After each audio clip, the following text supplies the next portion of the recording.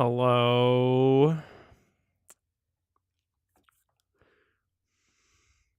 Hello, everyone. Hello. Hello, how are You you? know, maybe just to start off this hangout is this. Yes. Out of all the hangouts today, I that to quote a very specific best picture winner, Uh-oh. I I would have just loved it for all of us to do laundry and taxes Yes. just with all of you.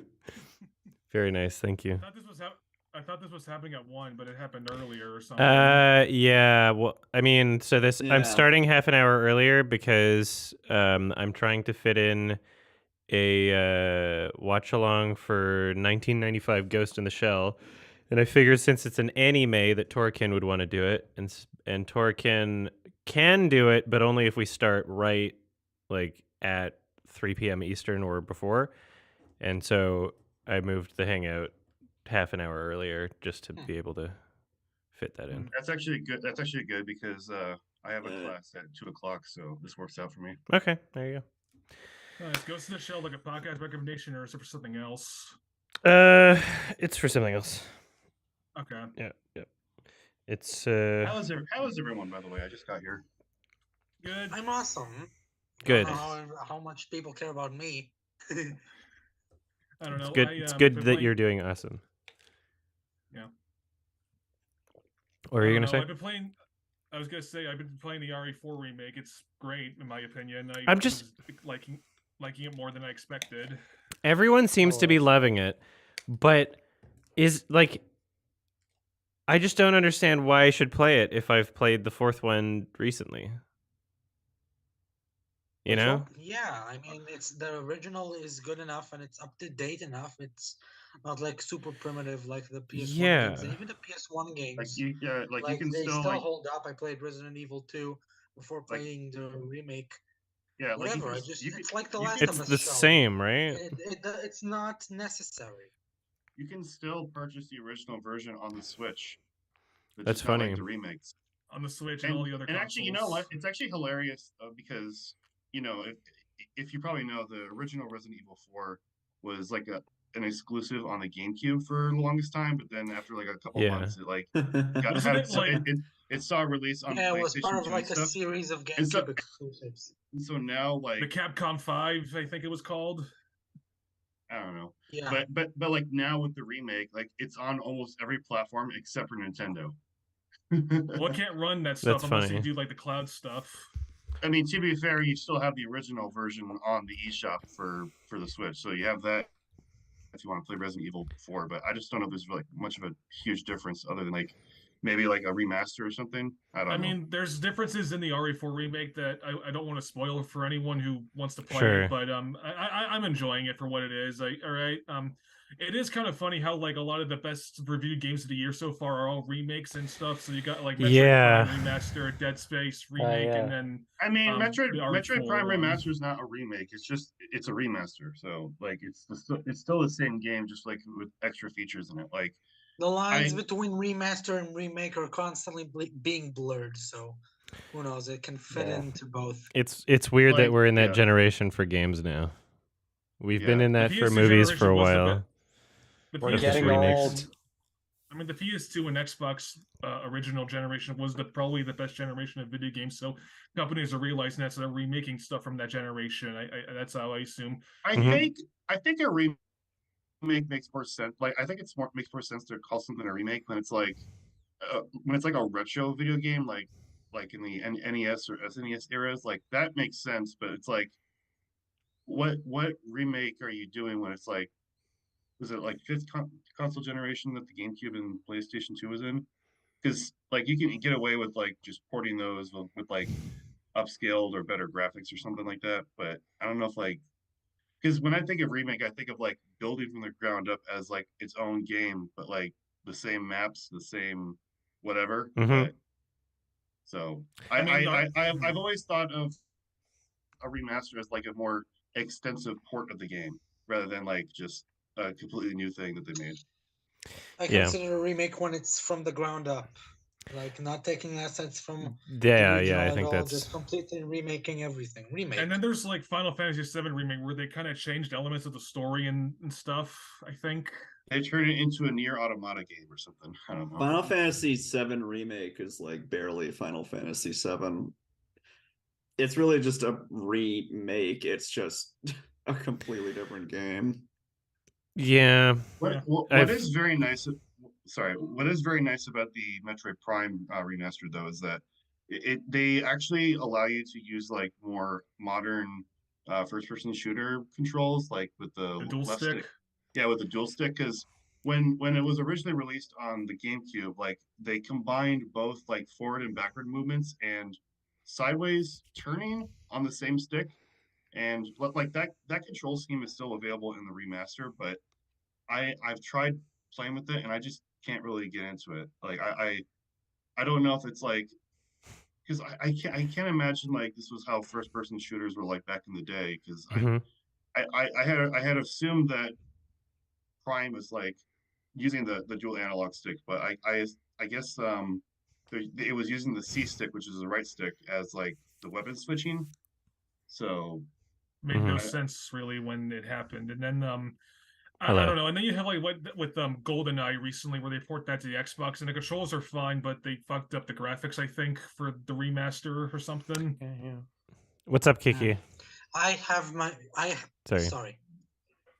There was a hand up. Yeah, I think in this sort of conversation surrounding like remakes of games like these, it's like I haven't actually played a Resident Evil 4 before. Like it seems like one of those really big ones that I probably should have gotten to sooner. So I wonder like if the remake would just be the best place to start at this point in time. Why? just It's for a the why sake not of, like, situation, yeah.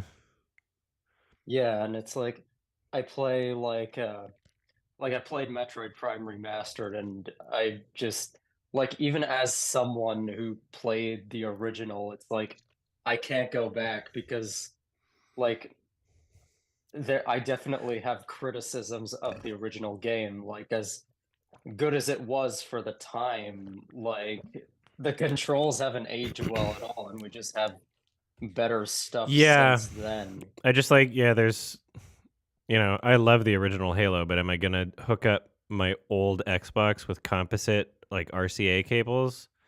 Or am I just going to It's play like there's Halo better ways to Anniversary? play it. And I could very easily like just play the other two Prime games on emulator. I don't know if I should mention what the emulator is here, but Maybe put it in the chat or something. I don't know. It's fine. You're under arrest. Minecraft. You're going to jail. By the cyber You're going police. to gain Nintendo jail. Yeah. So You're going to the Nintendo gulag. The Nintendo ninjas will come for you. Cool headphones, I Jack. have my Wii. I still have I guess your my headphones Wii are off. attack. Cool headphones, Jack. But anyways, anyways, what headphones? like Yeah, they're the same Oh, headphones. sorry. I think we have the same headphones. Nice. Yeah, I got them as a gift. But anyways, like with Prime Yeah, 2, Christmas. I would like to play that game because I heard it's like much better than Prime 1. However, because of the control scheme, I'm just not interested in checking it out. I would disagree. I think Prime 1 is the best one out of the trilogy. Well, I don't know. I have some friends that are like super Metroid fan, like super like big Metroid fans, not Super Metroid fans because that's a name of a game, but they say that Prime 1 is good, but the sequels have like kind of improved on like the issues that were in the previous game. So I very much think like I'm assuming it's like the same engine, but just like the maps are different and like there's a couple things that are changed. So I'm hoping that Nintendo does release like a Prime 2 remaster because with the success of the remaster for Prime 1, I would have to assume they're going to consider it. Oh, they will. What? The only thing that I'm not sure of is if they're going to remaster Metroid Prime 3 because that has the use of that was released on the Wii and there's like controls and like moments in that game from what I've heard that like utilize the Wii remote. And I'm not sure how that's going to work with the Switch. I read somewhere. Yeah, but I mean, like the Switch basically has Wii controllers. Yeah, there's the that. Joy-Cons. And besides, Like Yeah, they but made Skyward Sword work, so Mario like Galaxy on the Wii works fine. I yeah. haven't. Well, I just haven't had much success with the gyro controls on the Switch. Like, I'm not sure if it's something I'm doing wrong or if it's just kind of whack. But I don't know. I would have to find a game that like does the gyro controls really good for me to really consider that. Like, I don't know. I hate those controllers so much because they break so easily. Like just like they're so many awful. people I know, and then to replace them, it's like $100, and I'm like, it's taking the piss. Like, like Prime One Remaster actually has like they have like 4 different control schemes. One of them is the dual stick, one of them is like the original, and then they have like the Wii controllers set up, and then some sort of hybrid. I don't know what that's all about. It's like a hybrid between the Wii controls and like the original controls. I don't know, but I tried playing that with those controller options, and it's like I slightly move my Joy-Con one way, and then all of a sudden Samus's gun just like shoots to the side and stuff, and it's like I don't know if I'm doing something wrong or whatever. But Alexander, what did you want to say? Oh, it's something that I said, but a lot of people were talking, so I don't know if they heard. I have a Wii, it's still hooked up. It's hacked. I have Resident Evil 4 and Metroid Prime Trilogy You're a on it. hacker. It's not. Yeah, well, I did. It's not me who hacked it. It's somebody else who hacked it a lot of years ago. But yeah, when I was a kid. But I have my 3DS, which I modded. It's in this case. Modded 3DS. Yo, it has Mario's butt on it. Yeah, and I'm very, very glad that I have it because the eShop for the Wii U and 3DS closed recently, and I'm just glad to have a modded one because I don't want to abandon older games and older consoles, and I don't like this whole idea of new, and forgetting the old. When there's so many great experiences that are being forgotten. Video, at least, like sorry. Video game industries are really justifying like media preservation. It's making it really difficult to like not like for them to be like, oh, you can't hack an old console or you can't download an old game for free. It's like, well, you're not selling it, so you wouldn't download a fucking car, would you? Yeah. And also, like, video games as a medium compared to like movies or like television shows, movies are way more easier to like preserve because essentially, like, if you think about it, it's just like a video file of some kind. Yeah, but video games screen like, record. It's like the equivalent of running a video game on like a specific hardware. Like that would be like if there's certain movies that like need to run on like a specific format for like video just to watch a movie or something like like we don't have an emulator for like what was it called again? Laserdisc or something. Well, I guess Laserdisc, yeah, but I was thinking HD more like DVD. VHS is what I was thinking of. Yeah. VHS. Was that? But yeah, like the companies just need to like provide a reason to not have people pirate it, and exactly. Piracy doesn't exist if you have cheap and convenient ways to purchase the product. Like they have just not addressed. They have not addressed the fact that like these games only work on certain conditions and certain hardware, and like video games with touch controls, motion controls. Imagine if Nintendo like released like an official emulator for their games on computer or something like that. I don't know. Awesome. Everyone would love that. They should, if they stop selling something, they should just, provide it. But they want to do the remake thing. They want to be like, oh, you can't play that anymore, but we've got this newer version that you can play. Like, okay. It always sucks because, like, at least like Microsoft kind of has preservation for some of their games, not all of them, but they're much better than like Nintendo because you can play like a lot of the old Rareware games that they own via Rare Replay. Maybe not the Duck Hunt games or any of the licensed games, but like you could play like Banjo-Kazooie on all their versions of the Xbox. You could play like a lot of their games. You can also play like the original Halos via the Master Chief Collection. You could play like all the Gears of War on the new Xbox. But it's not really the original Halos in the Master Chief Collection. It's not really the same. I know. It's good enough for me, I guess, but some things that they need to fix, or maybe they have, and I just haven't been updated about it. Was that Hmm. all you had your hand up for, Alexander, or should I? Yeah, pretty much. I have more to say, but I'll let more people speak first. Okay. You had some issue with like the end of Halo 1 on MCC, right? Yeah, and somebody said that they fixed that, but I just haven't checked it for myself, so I don't know. There was like they play the wrong song at the end, and it's like it loops over top of it, and it's like I don't understand how you can release a game like that. It was like apparently a glitch that was also on the PC version, and they used the PC version as like the base for MCC instead of the Xbox version, which is weird. But whatever. I guess it makes kind of sense. It's very telling of how much respect they have for the original games. I ran into weird They bugs tried. playing Halo 2 as well. You ran into weird what? Weird bugs playing Halo 2 as Like what? well. Where it would just go completely black unless I switched to old graphics. Oh, weird.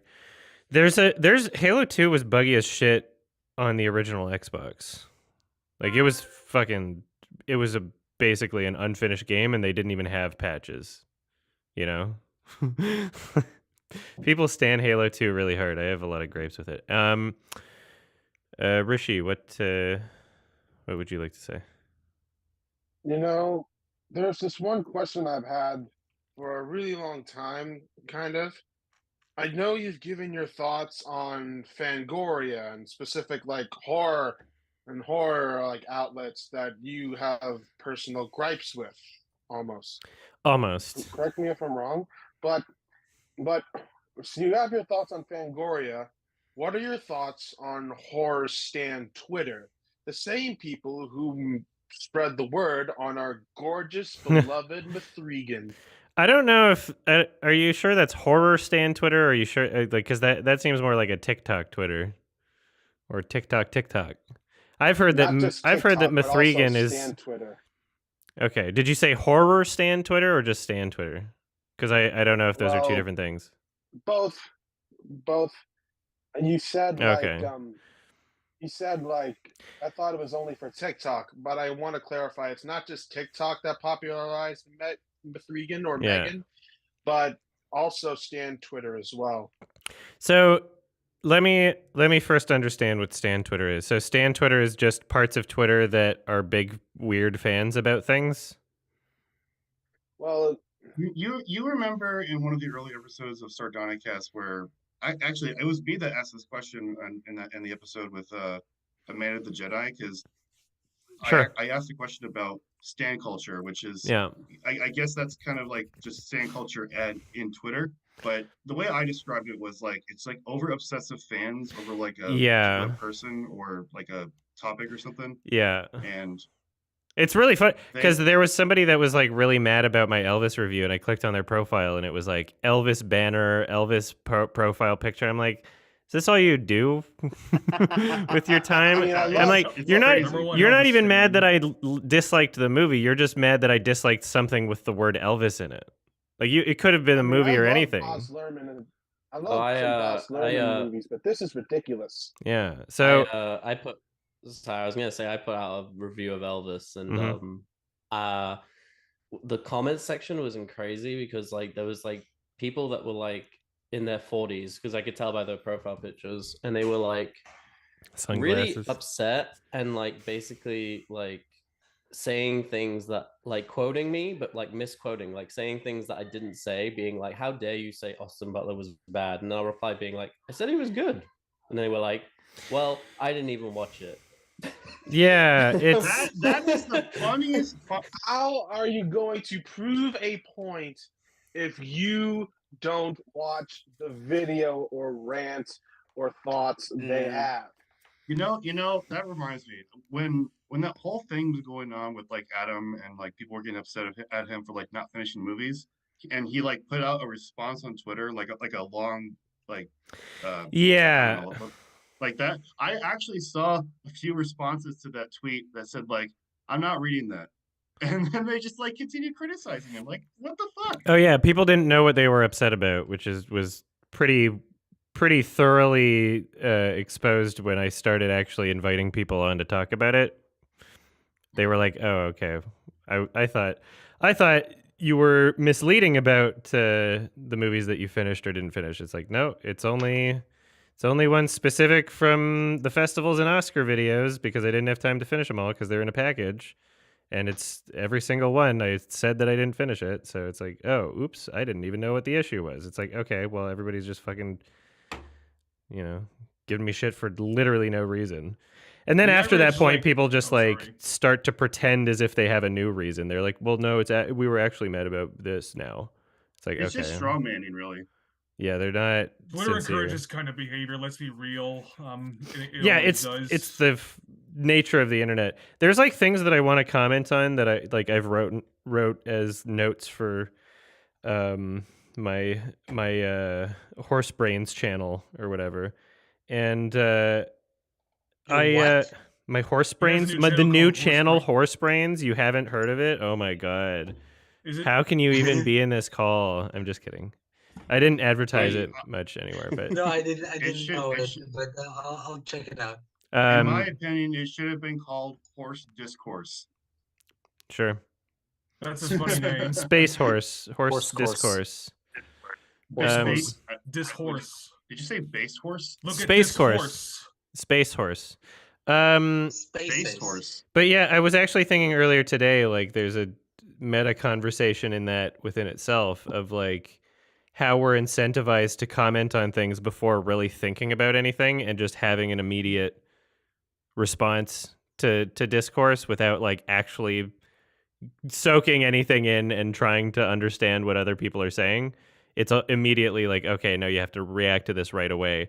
Because if you don't, then it's like, okay, other people are, and then they're just poisoning the platform and poisoning the discourse. And it's like, okay, well, if you know that, at least you know that they're wrong about something, then you're kind of incentivized to like throw your hat into the ring and be like, well, like maybe trans people aren't murderers because it's just this weird fucking shit happening right now. Another problem as well is that like if you don't comment fast enough on it, then like if you were to say like I don't know enough about this, I need to talk about it later, people infer that you're like a fence sitter or like think that you're you're just too you think in the way the opposite opinion that I disagree with, so therefore because you didn't comment on it, like people want you to like say pick a side. What they want to hear. Pick a side and hear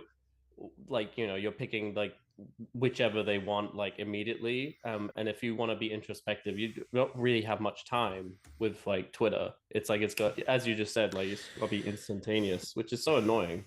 It's it's something very like harmful. That actually happened to me recently. I mean, not it's not like I was involved or anything, but like, do you guys know about that story about the hockey player that like pushed down a wheelchair at a bar?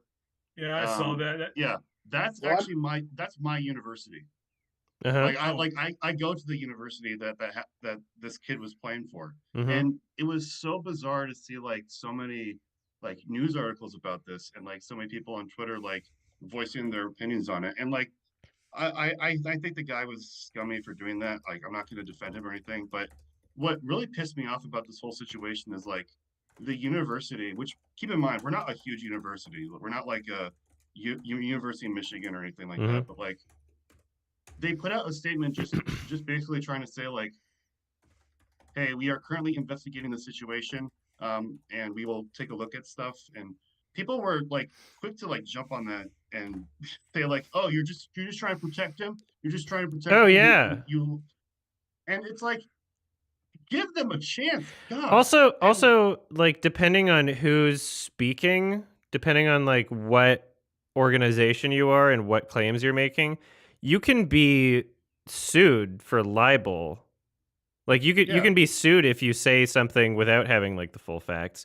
You can be sued for saying something even if you do have the full facts, right? Like when a convention bans someone, they never speak out and say like, here's who we banned and why, right? Because someone can just sue them. Like you have the right to sue someone if like they make you look bad, like as a public organization, even if what they're saying is like factually true, right? So they're trying.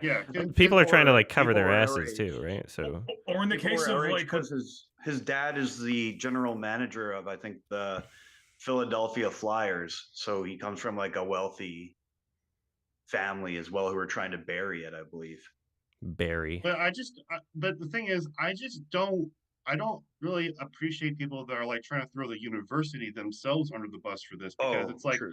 it's like from my understanding, they have never had like this huge of a news story going on with their university before. So of course they're probably going to fumble somewhere. Like people just need to have like more nuance with these types of things. Well, people were sorry. like people, yeah, sorry.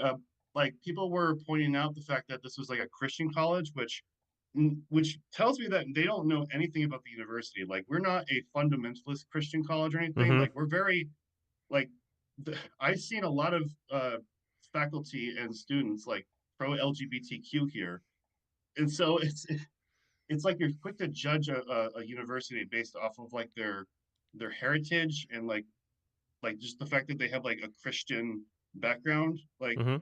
I don't get it. Like it's so infuriating to me. I was so mad for like that whole week that was going on. Yeah, I Just can see people, that. people are too quick to like just judge universities based off like a, hey, we are trying to do an investigation to make sure that nothing goes wrong, and they were like, fuck you, you're protecting these people. Yeah, you just have to ignore these people. They're just fucking Yeah, stupid, right? yeah. Sorry for getting that. It'll be easier. Oh, no, it it'll doesn't be matter. more easy- I was gonna say something. Can I say something? Go for it. Yeah. Been interrupted for. I was gonna say, one positive about like Elon Musk destroying Twitter is that when the whole like all verification legacy accounts are going to be gone, you can now just ban verification accounts because it's just going to be idiots paying for that shit. Honestly, it'll be easier to ban them. I think. Mostly. Well, the problem is he's timing this change around April Fool's Day, because Oh yeah, so he can back out if it doesn't work. Yeah, exactly. And oh my god. Yeah. The whole That's like why I was don't just buy- kidding. Yeah, I The don't buy that he's gonna like keep it going. the Matt Walsh approach. Yeah, I was yeah, being exactly. sarcastic about everything, actually. Yeah, exactly. You know Oh, what? You know jeez. what? Maybe Elon Musk should have had that poll that he put out where he said like, "Hey, should I stay the CEO?" He should have done that around April Fool's Day so that he could have a more of an excuse for why he ignored it. he's very stupid. He's very stupid, and like just it's a fascinating character study because like I mean like maybe we should expect this, but it's just kind of strange, like the richest man on planet Earth being like the most insecure and pathetic person. Like, you know? Yeah. Yeah. Like he's constantly seeking validation, which is the weirdest fucking thing. Like I think it's pretty apparent that he has like no real friends in his life, and everyone is just one of those fucking Twitter Blue subscribers that's just trying to suck his dick because they think he'll give him some money at some point. You know, he might be the loneliest person on planet Earth. Wasn't there that like Florida teacher that got scammed because they thought they were donating money to Elon Musk or something recently? I mean, that happens all the time. Well, no, there was like a principal at a school that like for some reason like thought that they could like donate a bunch of money to this person that claimed that was Elon Musk to like get a bunch of money back for the school or something. That happens all the time. But all of their like coworkers kept telling them, "Hey, this is a scam. Don't do this," and they did it anyway. Oh, well, maybe they should step down or be fired or something. They shouldn't be responsible. I think they were just fired. They were just fired, I think. So you can't be responsible for money. Yeah, I just find it fascinating, like just how quickly, or I guess it's been over time, but just like Elon Musk used to be like this really well-liked person. Like, he's gonna bring us to Mars. He's Iron Man. Yeah, and then like slowly over time, people started to realize that he has no idea what he's doing.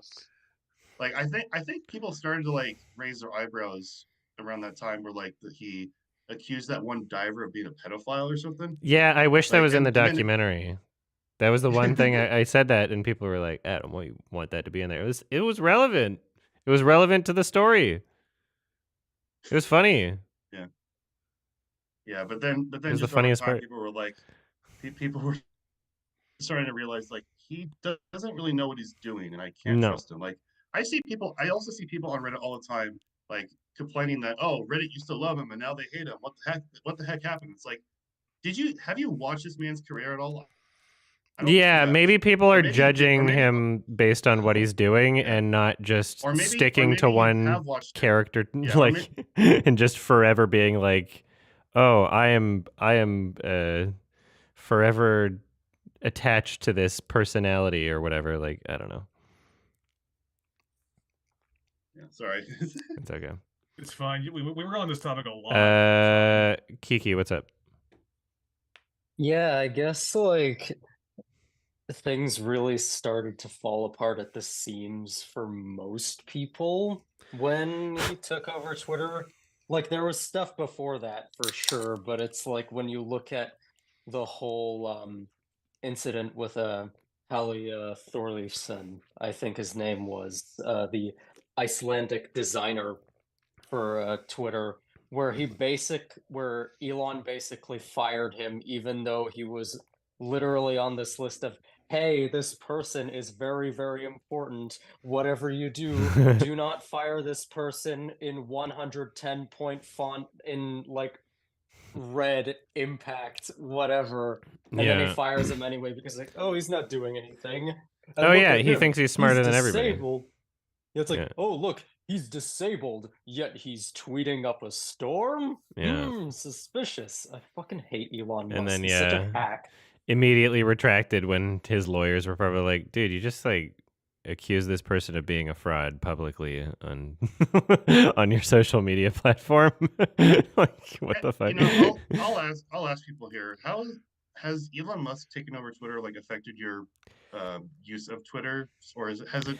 Because like for me, I've stopped using Twitter because it was not really a great experience to begin with, and I'm just like, this is just gonna get worse and worse. I don't want to deal with this anymore. Yeah, like I'm not using it as much, but I get more conservative content in my feed than I used to, and it'll be like stuff where I'm like, no one I'm even following, because I follow some conservatives just because I want to know what they're talking about. And like, I'll literally click on the account, and no one who I'm following that's in the circle of conservatives I follow, and I'm like, why is this in my feed? Like, it's just someone going on about like how trans people are doing blah blah blah, whatever. Like, you know, conspiracy theory. You know what I realized recently? I stopped using Twitter before that. I'm glad I got out before the whole thing. There's this there's I guess we could call it like populist, but it's, you know, I think a good amount of people kind of agree with this sentiment of there are a lot of social issues that aren't unimportant but seem to be kind of being used as like a distraction to pit people against each other. You know, the media will heavily focus on these like trans people are scary and like, you know, like, oh, the liberal racism and like all this shit of just trying to divide us in whatever way possible and trying to blame every, you know, whatever minority group for problems in your country. Like, oh, this country's going to shit because of the immigrants, obviously. All of that. And then I've seen on social media, at least, there's been, you know, pretty much almost everyone agrees with the idea that, like, there's probably billionaires that are trying to keep these things in the news cycle and trying to keep these things as issues so that we're distracted from the fact that the biggest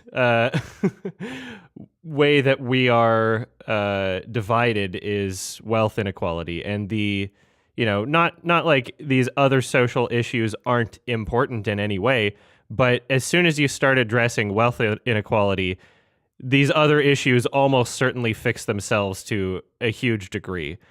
Absolutely. And what I realized recently is Elon Musk is that billionaire that is trying to use these. Like he's bought Twitter, and you can see him have these weird non-responses under these.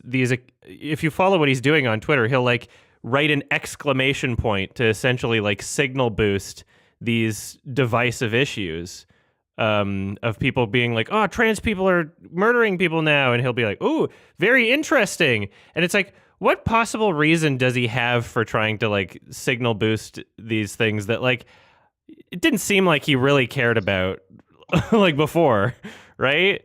I feel like he's literally. I feel like he's makes... literally using Twitter as a tool to like distract people from the fact that like he's hoarding all the wealth and making everyone's lives worse.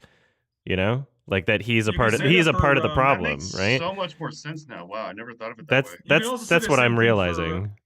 You can say the same thing for Rupert Murdoch, the owner of Fox News and Sky TV, because he does that a lot. Yeah.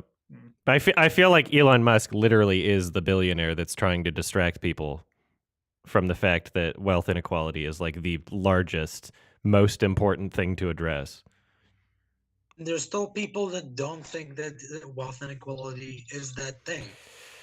Yeah. It's scary to me. Well, I mean, like, so people, like, we have all these conversations about, like, poverty or, like, mental health or, like, even, you know, like, school shootings or anything. Like, if you really dig deep at all of these weird factors that are causing people to have all of these, like, I don't know, mental health problems and violence and crime rate, you can see that there's a strong correlation with poverty, right? You can see that all of these issues get drastically worse when there's areas of poverty, when there's people that grow up with poverty, right? If you live in a home that where you don't have a lot of money and you're struggling, like, yeah, you're probably going to resort to crime. You know, like, you're statistically more likely. Everyone's an individual, but people are also statistics. And so that is it's the issue that needs to be addressed the quickest, but people are getting fucking riled up over like trans bathrooms and shit.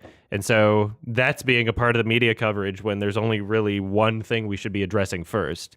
And Elon Musk is participating and just trying to distract people, it seems.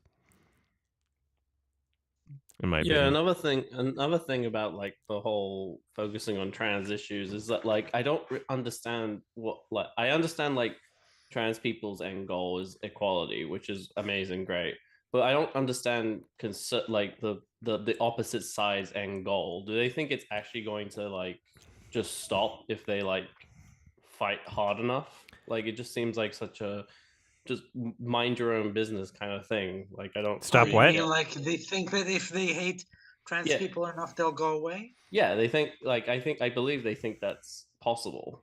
Which I don't think they've thought that far ahead. I don't think they've thought. I really don't think they have an end goal. Maybe they have some like weird fantasy of like, in my perfect world, no one will ever be trans, sort of thing. Like Matt Walsh and fucking whatever his face from the Daily Wire, other guy, like Michael Knowles. Yeah, those two have been like really, really fucking hard on their rhetoric recently. They seem to think that you can like literally just eradicate people, but whatever that means to them. Yeah, I don't think that the average person has thought like that hard about it. I don't think they've thought that far ahead in terms of just people being mad, you know. Hello. Hi. Hey. You missed a lot. Kiki, your hand is up. What's up? Yeah, and I guess on this sort of subject, like the increasing prevalence of psyops and things like that are really causing a lot of problems for progressive issues, where like certain things where tend to like, even though it's like, yeah, sure, they may be like points of discussion or something, but they make it seem like that's at the forefront of things, which is why for a while a lot of right wingers made the left to be these crazy woke SJWs who are like foaming at the mouth 24/7 over Baby It's Cold Outside being a pretty weird song. And it is, but that's not what's being fought for at the forefront. And the more of these things keep piling up, it sort of paints the progressive side of things to just be people who focus on things that are largely non-issues, when in reality there's a lot more important things to be fought for. Yeah, I don't think I've seen anyone outside protesting Baby It's Cold Outside. I don't I think it's just exclusively maybe a Twitter thing, even if that does exist, sort of thing. Like it doesn't really matter. Yeah, that's the thing. It's mostly people being like, "Hey, this is kind of weird." And it doesn't matter. Right. And whether or not it's a psyop, it doesn't matter. Like there can be people who think that the song needs to be banned. It doesn't matter. They're not like people in positions of power, and they're not representing anybody. They're just fucking nobody is on Twitter. Meanwhile, Republican politicians are literally literally parroting like great replacement theory and like Jewish space lasers and like Yeah. these most insane fringe beliefs that like these should be not how is this mainstream? 10 years ago it would be like, okay, someone in the darkest corners of 8chan would be saying this shit. But now it's just mainstream Republican talking points. That's a big fucking issue. So I don't know if it's necessarily true that the average person thinks that progressives are these like, oh, crazy SJWs. I think that's more of just like an internet brain thing. You know, we'll see what like actual polling looks like, but yeah, I think that it's a good idea to step back from what Twitter looks like, because it's all just a heavily swayed, biased perspective of the world, and it can make you think that things are ways that things aren't actually. Yeah, a lot worse than they are. Yeah. There's people with internet brain that are living in the real world too, and that seeps into the real world. But I think that Twitter is a lot of bots, and also Twitter is a place where if you see a bunch of people acting rabid over any particular issue and a bunch of people being hostile and aggressive and insane, then people with reasonable perspectives aren't going to speak up because they've already been signaled to by the people that are responding the quickest and not putting any thought into anything. They've already seen them do that. And so they're like, okay, well, me who's taken, a good 24 hours after this, whatever discourse is happening, me who wants to throw my hat in, it's like, do I really want to on that platform when people are like, I've seen how the rest of you react. So it really decentivizes reasonable voices and like rational discourse of any thought. So yeah, just remember that and don't take Twitter too seriously. And it's a shit website that should be banned before TikTok. That can imply you can say that for every website, Reddit, Instagram, everything. Honestly. I think Twitter is particular. I think Twitter is very particular, though. Yeah. We need to go back to mailing each other letters. Honestly, that wouldn't be too bad. Would not be too bad. Telegram. I still do that to a couple of my friends. Just nice. don't mail somebody an envelope with like white powder in it. With anthrax.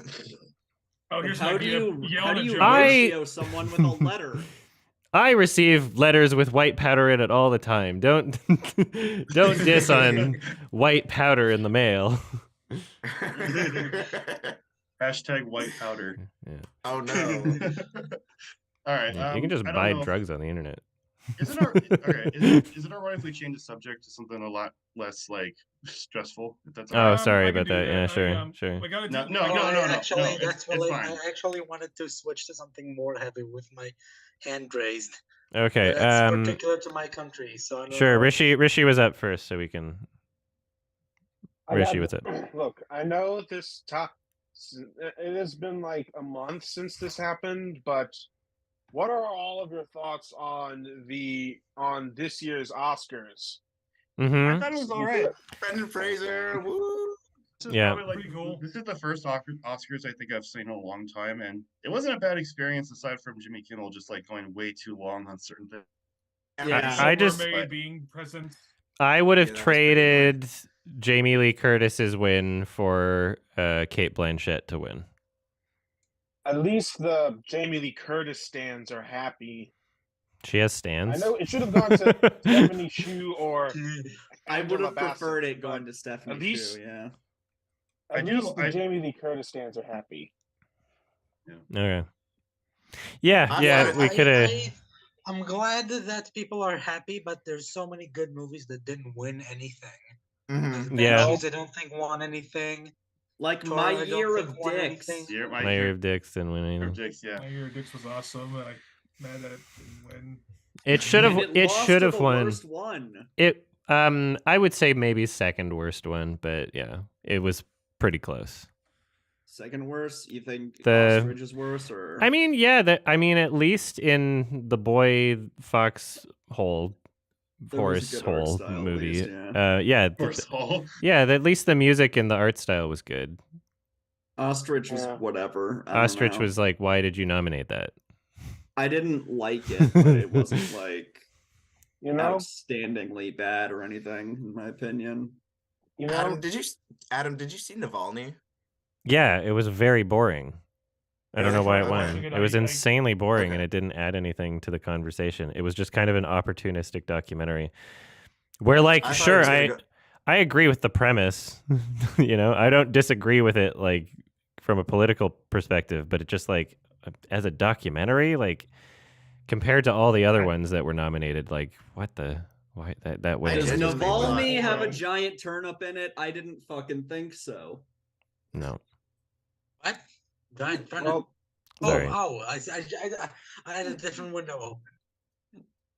Fire of Love had a giant turnip. It should win by default. I saw Fire Love in True. theaters. Yes. It was great. I saw All the Beauty and the Fire- Bloodshed in a theater, and that was pretty good. I enjoyed it. Hmm. That was all right.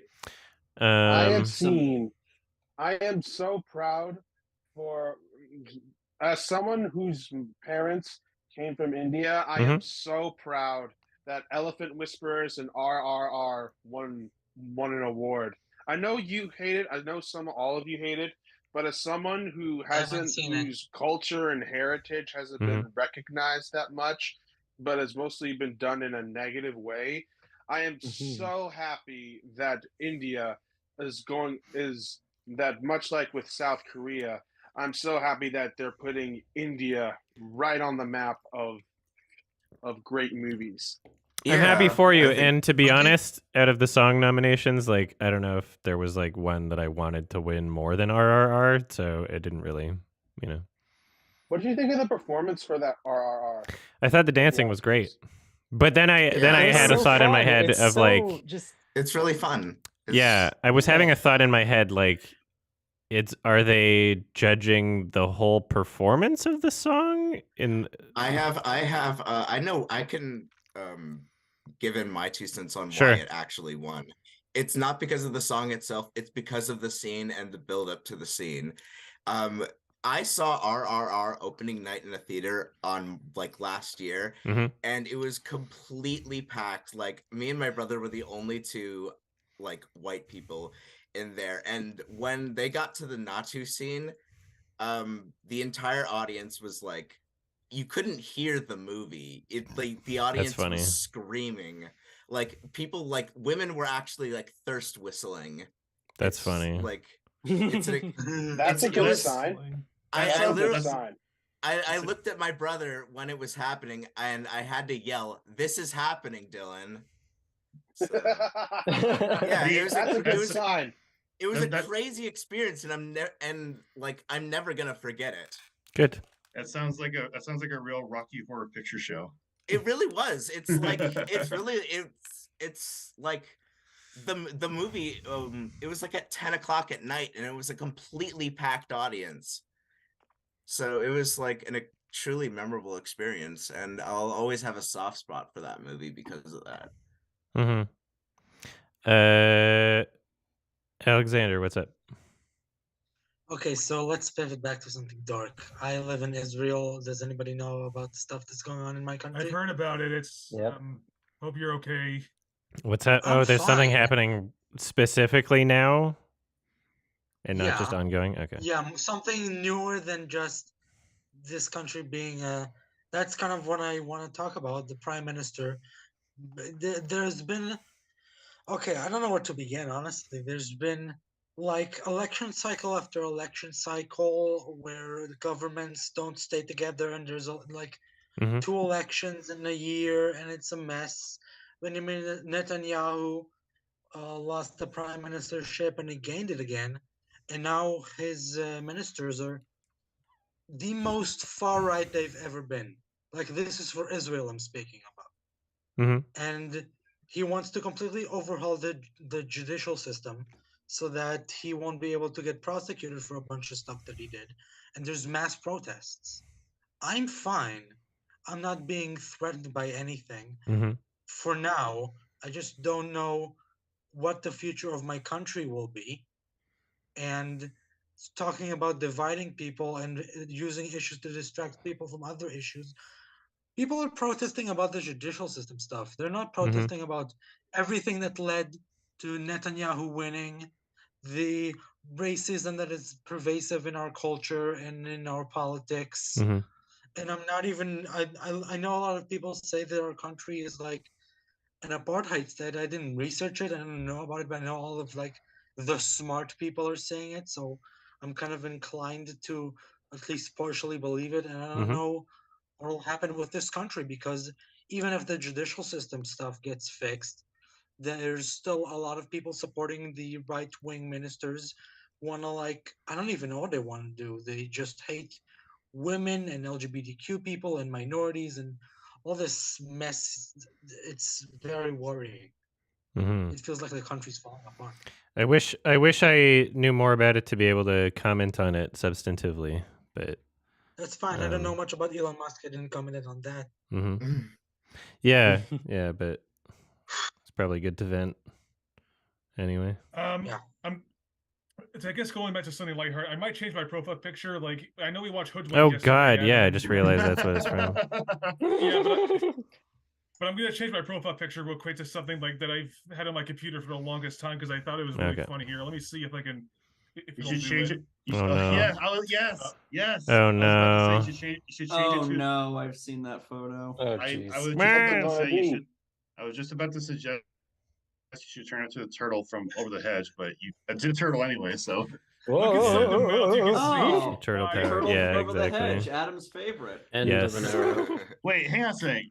In the mouth of the turtle's teeth, can you see like a person with has like a squishy face? It's just another guy who has his like mouth open. He's a xenomorph. Oh wait. That's why it's a funny picture, because you can see the guy in the costume. Yeah, that's why I picked it. It was something I found on Reddit. Yeah. I've seen it. That's like honestly an iconic screenshot from that movie. It's so funny. I've never seen the Ninja Turtles movies, but I saw this on Reddit and I thought it was funny. I think the one that one is from is pretty enjoyable as like a guilty pleasure time capsule sort of thing. You know what that reminds me of? That the guy in the mouth? He looks like this. I'll type it in chat real quick. Okay. Yeah, he does. Yeah, that's a good the emoji. So is that are those actually eyes in there? Is that like a Photoshop then, or what? Yeah, that's in the suit. Yeah, that's a guy's head. Yeah, it's. I could see the mouth, but then like the eyes don't make any sense perspective wise if there's eyes in there. That might be a Photoshop at that point if those are the eyes. I don't think it's a Photoshop because I've seen. Can we find the scene on YouTube? Movie on that. I've paused the movie on that frame several times. Okay, let's find the scene on YouTube. Was this the first Ninja Turtles or was this the second? Yeah, it's the first Ninja Turtles, and it's like about 40 to 50 minutes into the movie. Okay, that makes sense. Actually, that's the face of somebody that's being eaten alive by a turtle. It's war. Okay. A turtle. It's a teenage mutant ninja turtle, actually. Okay, 7 tubular behind-the-scenes facts about Teenage Mutant Ninja Turtles. It's in the thumbnail for it, so I think they might address it if I just skim over that with my mouse.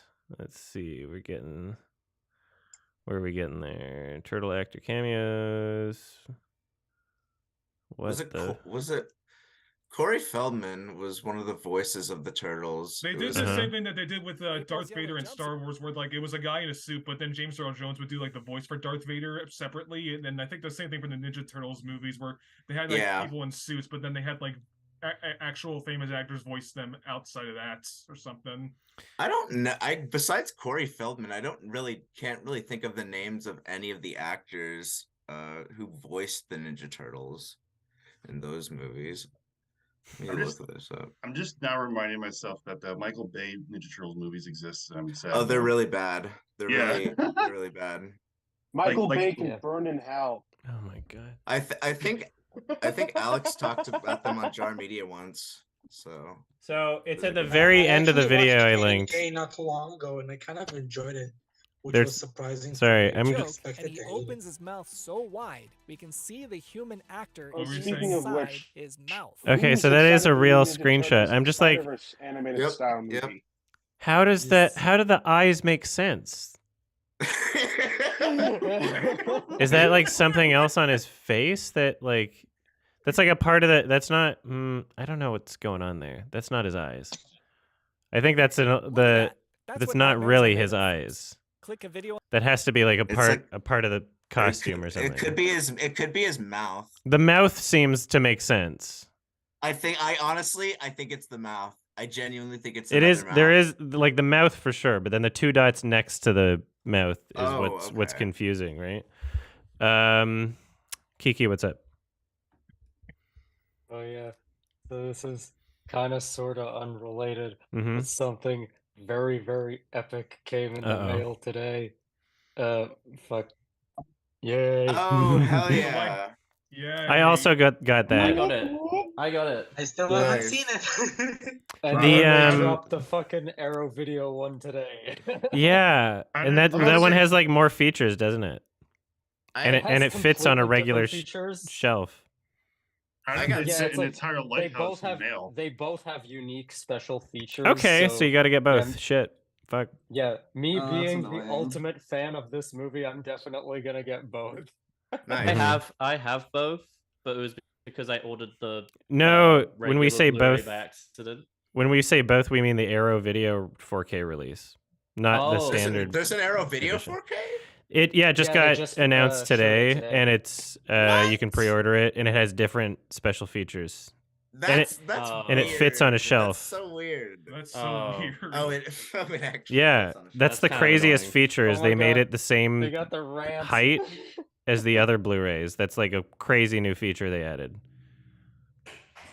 Oh, I could've Arrow ordered Video that. invented being able to fit a Blu-ray on a shelf. And A24 still doesn't have the technology to do that yet. You know what's Blu-ray annoying about cases- A24 is that like I I have emailed this. them. Nice. Yes, very Nice. nice. Nice.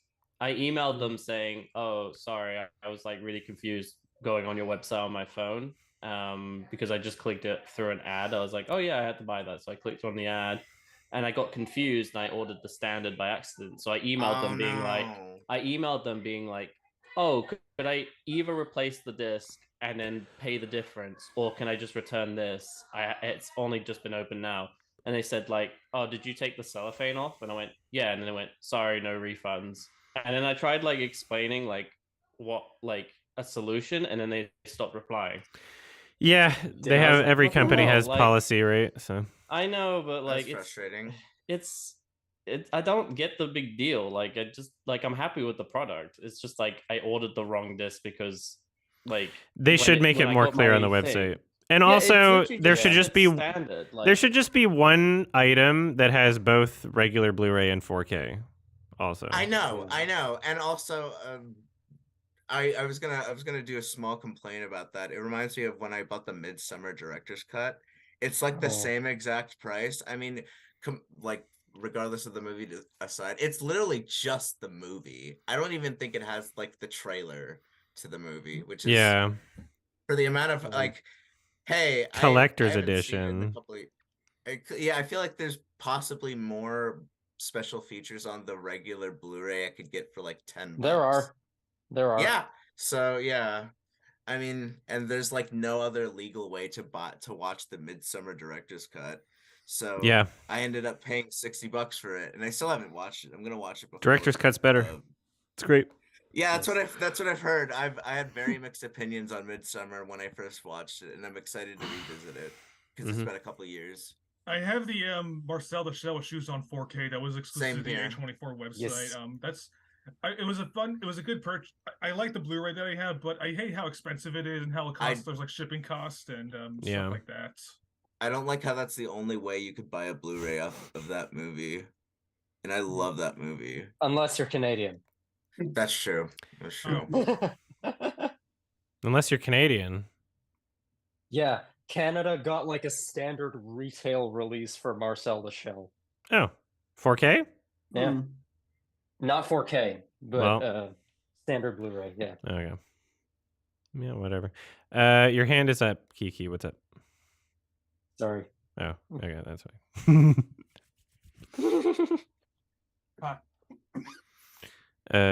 What's up, Travis? We were on the topic of stuff we got from A24. I know this is a movie you were completely lukewarm on, but I won something from contest from them. I won a signed poster of Lady Bird. Very nice. Oh my god. Saoirse Ronan, Greta Gerwig, Beanie Feldstein, Lucas Hedges, Tracy Letts, and Laurie Metcalf. I don't know how well you awesome. I don't know how well you could see the signatures. I can see it. If you Yeah. can at all. Okay. Yeah. And also, I think did you mention Timothy Chalamet? No, he was like Timothy Chalamet was like the only. He's the only fucking cast member who didn't sign it. So and apparently I'm assuming this was the poster they had in their office. Okay. I won it off of like a giveaway. That's cool. Since that's probably my favorite movie since I know it by heart. It was like basically the question was basically just name it was like a random trivia question and whoever answered it first was like the winner, and I like refreshed the page and I'm pretty sure I answered it within seconds. So that's great. Yeah, I won it, and I'm just waiting for a frame to frame. Yeah, frame it. Mm-hmm. Yeah, the only problem with it, and I don't know if it probably came like this. There was a small rip at the top. Yeah. Of the poster, but I think this is like, as for someone, this is like one of my favorite films ever. I think this is just like such a cool thing to have. I love this movie. That's dope. Awesome. That's cool. Nice. That's really awesome. Thank you. That is amazing. Rishi, what's up? I see you're all going to up your derpy profile picture / background game. Well, Adam, it's kind of a stand on the Half-Life franchise. You recognize this video? I have not seen that video. Is that the song from RRR? It isn't. That's a good response. What's the title of the video? Apparently, it's called Gorgeous Freeman. Gorgeous Freeman. Okay. One comment that I've seen under that video was that the community for the Half-Life fan base has gone pretty insane trying to wait for Half-Life 3. Yeah. Yeah. Never gonna happen. VR exclusive Half-Life 3. Can't wait. They teased it in Alex, so whatever. Yeah, let's do it. Only for VR. They teased it at the end of Half-Life 2. They just announced Counter-Strike 2, I think. Wasn't that just recent? Yeah, just like a kind of like a glorified update from what I've seen, but I'm not really gonna pass judgment on it yet. But what's up? Easy Games. So I have to leave in a little bit, so I just want to get this out of the way real quick. Please. So you've been watching a lot of like really nostalgic children's films for like my generation, and so I wanted to make sure that you took the time out to watch Chicken Little from Disney. Yes. And the only reason why I say that is because it's like people say that Zootopia was like an apology from Disney for making Chicken Little, and I think it'd be a really funny experience. It's not a good movie. I'll tell you that right off the bat. But for some reason, I watched it a lot as a kid, and there's some pretty like funny, but also like insane things that happen near the end that I don't want to spoil. But, yeah, I just wanted to bring that up because I'll do it. It's amazing. It's amazing that movie exists, and it's amazing that Disney made it. Yeah, I was gonna make a comment. It's probably one of the most mean-spirited Disney movies I've ever seen. That sounds fun. Yep. I feel like honestly, but just knowing your taste, I feel like you're gonna hate it. But it would be enjoyable to hear your thoughts on it. I would almost say it's like perfect material for like Adam and Pals. Although that's up to you to decide if you want to do that. But definitely like at least do like a watch along or something because that'd be hilarious. Yeah, we'll see. For the longest time, until yesterday, for the longest time, I was wanting you to do like a Hoodwink video, but then now you finally watched it and you gave it like a 3 or something because for every picture I had except for this one where I have the Ninja Turtles cursed picture, my favorite picture was Kurt from Hoodwink jumping through the window, and now you finally watched it. Now you know the context. Yeah, finally did it. So you finally suffered through the best film ever. Actually, this is what I was going to raise my hand up for. So I'm going to raise it, lower it down now because I got what I wanted. Honestly, was finally you watching it. It is my favorite kind of like shitty kids movie where it's really short and it goes by pretty fast. But I can see the appeal. For sure. I like how it plays into that. Is there like a genre for like movies or like games where it's like you play through a storyline, but like from the different perspective, of, like, just like a non-chronological mystery kind of thing. Yeah, because the first thing that pops in my head is like this movie is like what Sonic Adventure was like, or something like that. That's not a bad comparison. That's not a bad comparison. I have nostalgia for that era. I think that's why I have nostalgia for Hoodwinked and films like Over the Hedge and shit, because I grew up with that kind of stuff. But I mean, obviously, not all of it's great, but you can't ignore that I grew up with this kind of stuff.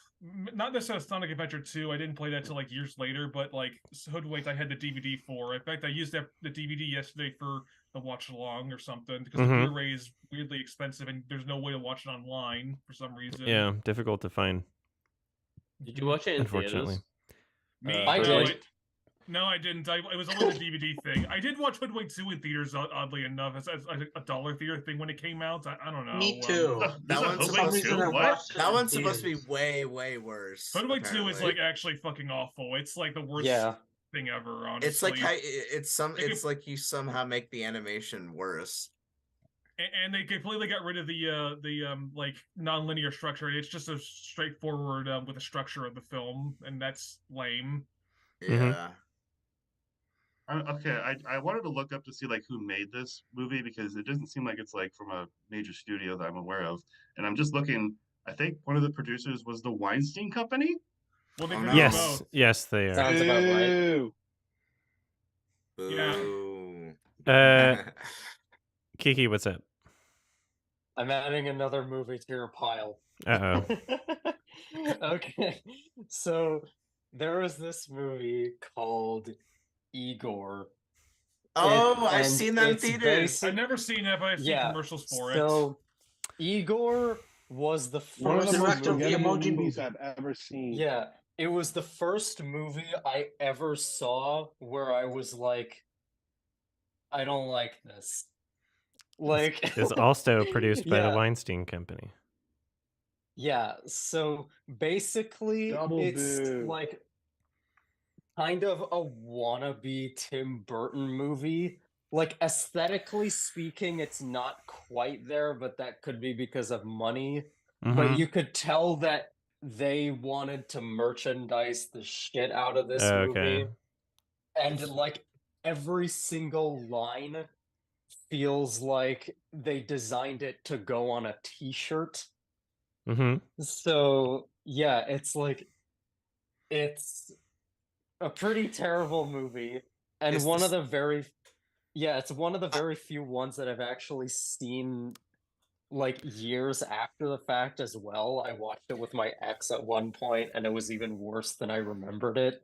It's from the director of the Emoji Movie. Yeah. It might be a fun time. That's what I said. I didn't spit in the face to humanity. I think the first movie I saw that I ever disliked was Kangaroo Jack. Mine was actually a movie that you did Adam Pals for. It was the Cat in the Hat movie. My first grade teacher played the movie, and like as a kid, I hated it. I'm just like The emoji. I'm looking at the IMDb for the Emoji Movie right now. 12 Metascore, 3.4 out of 10 user rating. That's like unheard of for like a major successful animated kids movie. Because Yeah. everyone Like watched that it low? ironically. Because yeah, That's literally why. I Because what? genuinely have friends who watched it ironically. Yeah, everybody everyone like watched it fucking ironically. That's how Jack's it made Films led the Yeah. crusade. That's how it made its movie. That's how it made Nobody its money. likes it except for TJ Miller. It's funny. Everybody was like, Adam, why aren't you making a video on the Emoji Movie? I'm like, I'm not participating in this thing that you're doing. Like, everybody knows it's going to be bad. You're all watching it knowing it's going to be bad. You're watching it and you're going to come out of the theater saying it was bad. And I'm just like, oh, shocking. You need me to say that? You need me to say that. There are worse movies. There are worse movies. It's your turn. Like Yeah. we were talking about earlier about like how there's like certain things or certain topics that we don't need to put an opinion out on all the time. The Emoji Movie is like number one. Yeah, like what's the point as a reviewer? Unless I mean, like, you know, I get the incentive. It's because people will click on the video and you get more money. But really, other than that, like, are you providing any commentary that other people aren't? Like we don't need to go see a movie to say how it's bad. Yeah, some people are like, Adam, you should make a video on The Room. It's like, no. Here's the thing. He breathes The Room. Yeah. Imagine if the He Emoji Movie. The Room. So imagine if people treated the Emoji Movie like they did Morbius, where like nobody went to go see it, and yet they made a huge bunch of memes. 1 year anniversary. No. Yeah. But then no one went to see Morbius. Morbius like flopped when they put it in theaters for the second time. Yeah, that was a fun moment in history. Really thought that Morbius. How does a would movie be bomb the twice? next The Room. Nico, what's up? So I've asked this last time. Sure. If you had a multi-regional Blu-ray player or a multi-regional 4K Blu-ray player? I have a region-free Blu-ray player that also plays 4K discs. I don't know if the 4K part of the player is region-free, but the Blu-ray part of the player is region-free. There's only like 2 or 3 4K Blu-rays that exist in the world that aren't region-free because they're not supposed to be region-locked, and some people did like they made a mistake or something. Like, I don't know. But yeah, so I've never tried to buy one of the supposedly region-locked 4K Blu-rays because I just yeah. Okay. Yeah, so I don't know if it would be region free for the 4K Blu-rays is what I'm saying, but it's region free for the Blu-ray Blu-rays. Right. I'm sorry. I also wanted to ask what was your thoughts on the controversy surrounding the upcoming HBO series, The Idol? Know about it? Interesting. I was not familiar with it at all. And it was a question on Sardonicast 135 that should be out for patrons and members right now. But so Alex and Ralph talked about it, but I didn't have anything to say because I wasn't familiar with it. Oh. Well, it's basically about how one of the original filmmakers attached to the show left due to creative differences, and Sam Levinson decided to reshoot and rewrite almost the entire series, and also the fact that The Weeknd didn't like that it was going to more of a female perspective, saying that one of the main characters who's the singer was being lured into by this predatorial idol like guru who also runs the bar, who is played by The Weeknd. And it added these disturbing kinks that Levinson wrote, and which put off the crew members, and even and even the prolonged filming period. Mm-hmm. Yeah, we'll have to see what the show is like, I guess, but I have no idea. And will you also be doing a birthday stream or no? I will be out of town on my birthday, so if I do one, it will be walking around Vegas maybe, but I don't know if I don't think I will. I'll be at a convention actually, so. All right. That's a big birthday party. Yeah, it just happened to take place on my birthday, so fucking doing it. You go have a great time. I shall. When is it? Thank When's you. your birthday? I don't remember. In 2 weeks, 14th of April. Well, 12 days early before happy mine. birthday. That's my Thank you. birthday. Get your own birthday. Cheater. I was Shout here out first. to the April birthdays. Shout I wonder out. if because I'm from the UK, I wonder if like I technically turn 20 because I live in America. I wonder if I technically turn 26 when it hits midnight in the UK and not in America. Depends on what minute you were born. I don't know. We don't keep track of that in the UK. Okay, well, I found out yeah. on my birth certificate, I think. It says the minute they I was actually born. keep track of it? Well, my mom told me, so I don't know if she was the one that kept track of it. But yeah, I was born at like night. Like an hour and a half later, I would have been an April 15th baby. Oh no. In mountain time.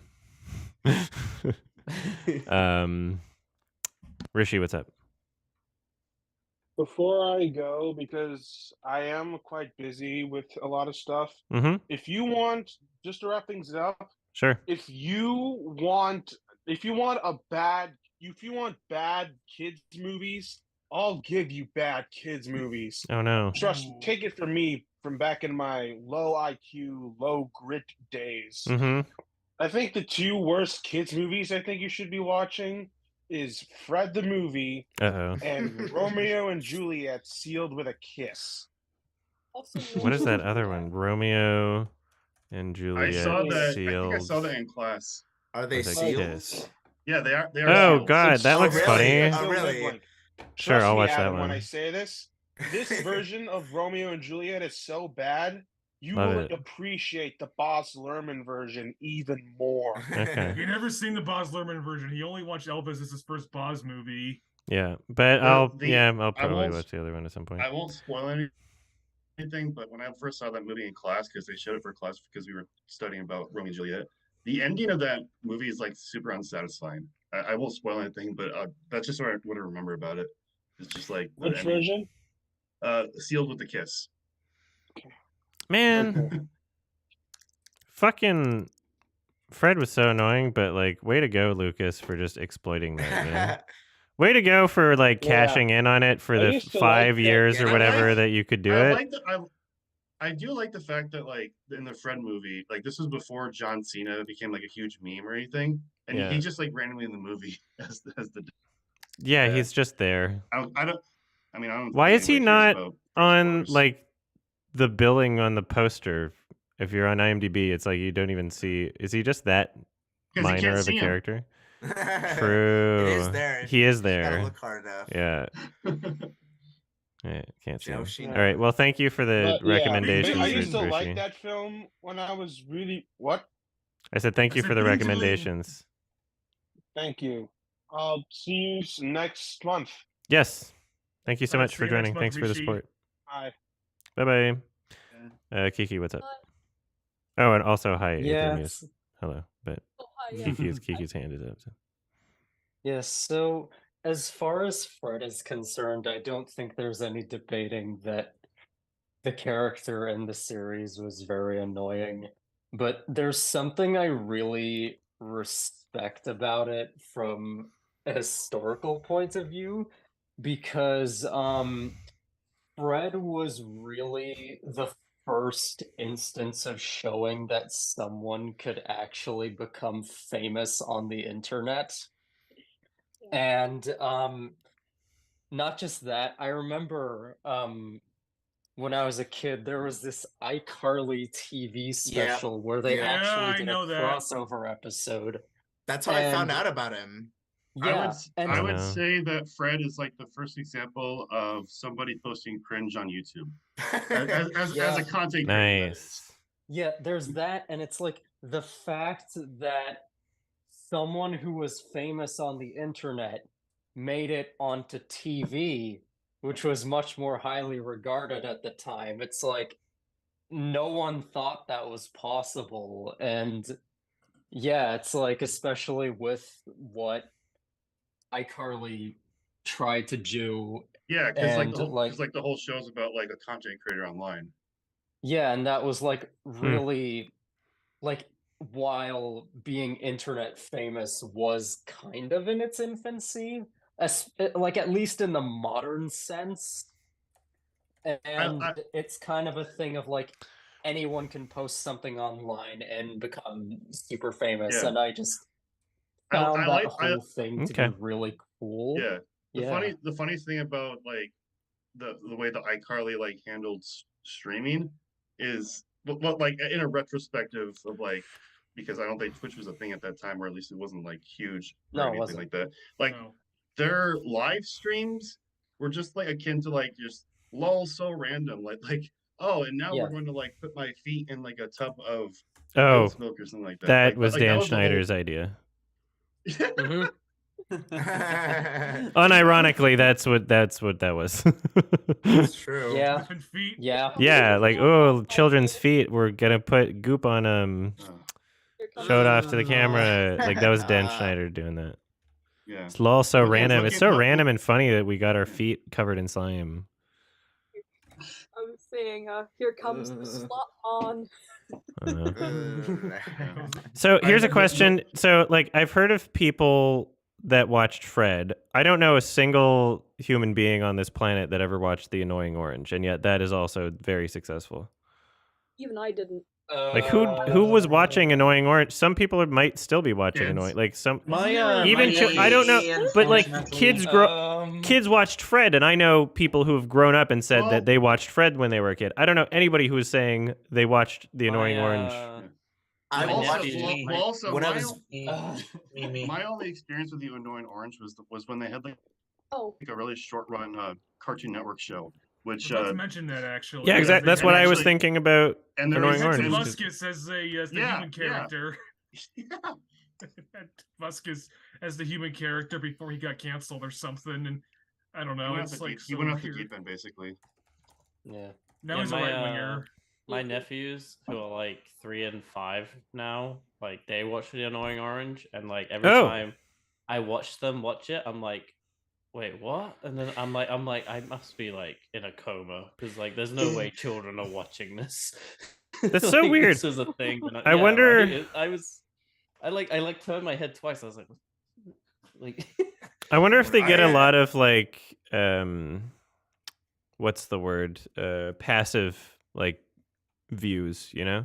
I wonder if they get a lot of views on their older content compared to their new. Because I'm looking at the Annoying Orange YouTube channel. They get about as many views per video as like me on just like any random subject, like 100,000 or whatever around there. Actually, but they have 10 times as many subscribers as me. They have 11.6 million subscribers. So like just a bunch of like inactive accounts, I guess, or people that grew up. They seem to really peak in like 2011, 2010. Yeah, but their most viewed videos have like 250 million views on the most viewed video. It's like holy crap. Yeah. Well, so I have to head out in a bit, but I just want to leave with one quick thing about this topic, because there was actually an interview that I think Philip DeFranco did with what's the guy from Smosh, Anthony Dia? Yeah. So in the podcast, it's actually a really interesting podcast. I would highly recommend it if you like want to take a look at somebody's talking about like their early experience of YouTube. Okay. But there was one moment in the podcast where Anthony was talking about like how he would like go out in public, like not really to like just as a normal person, and like people would like recognize him as like the person from Smosh, but it would be like young kids that would recognize him. Yeah. And he was talking about how people were apparently watching the older Smosh videos as if like they were brand new Smosh videos, even though they were like years old. Weird.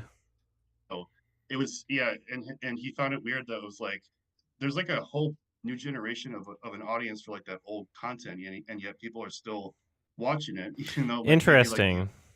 yeah, Yeah, I guess even though maybe the like the YouTube older algorithm is like pushing out some old stuff now too. We're getting into the YouTube nostalgia remakes. Can we remake the Smosh? Can we Yes. remake what's, the Teenage Yes. Mutant Ninja Turtles theme by Smosh? Just That's Oh my funny. God. Damn, we need a So- yeah, so 4K anyway, version. yeah. The So Ninja anyways, Turtles anyways, stuff. sorry. Anyways, So- I have to go now. But All right, I'll thank you see for the then. support. Thanks for hanging out. Bye, Yeah. Easy It was Games. nice. Yeah. So you Bye. know, Bye. so you know what's Well, I really funny? hope. Can I say Ah. something? Yeah, go on. Yeah. I just really hope, like, that cursed in Ninja Turtles image I have with where you can see the mouth of the actor. I hope they put that in like future Ninja Turtles products or something. I Yeah. don't know. It's just Release a the thought Tappert cut of Ninja Turtles. Yeah. Oh my. Olivia's like who's that? A Society Jocks films? I don't think that's Like- Jack's films. Samir. That's Oh, Samir what? Bhavani. Bhavnani. Oh, Bhavnani. Samir. That is what- not Jack's films. I don't want to, sorry, I don't want to be racist when I say this. We live in a society. Hey, Darman fam. Oh no. That's all Hey, good. Darman fam. I do a spot on impression. I'm sorry for interrupting. I'll let you go on. I'm sorry. I was saying I do a spot on impression of Darman. Okay, hold on. Hey, Darman fam. I hope you love that message. It's Oh my pretty God, good. is that Darman? We're not just telling stories, we're changing lives. And when you share my videos, you're helping to change lives too. I appreciate you, and I'll see you in the next video. Thanks, What do you Dar. think of that? Gotta be That a was little. awesome. It's gotta be a little more Patrick Bateman-ish. It's gotta have like no sincerity behind I've the never tone. I've never seen that film though with Patrick Bateman, so I'll take Oh, that. right, Oh, it's a right. great movie. Yeah, it's awesome. Yes. Kiki, what's up? All right. ClaireDeLune.mp3. Hi, my name is Kiki, and I watched Knowing Orange as a kid. Oh no. Yeah, I was like maybe Hey. like I think it was like between like when I was like 8 and like 10, 11-ish, mostly like around 10.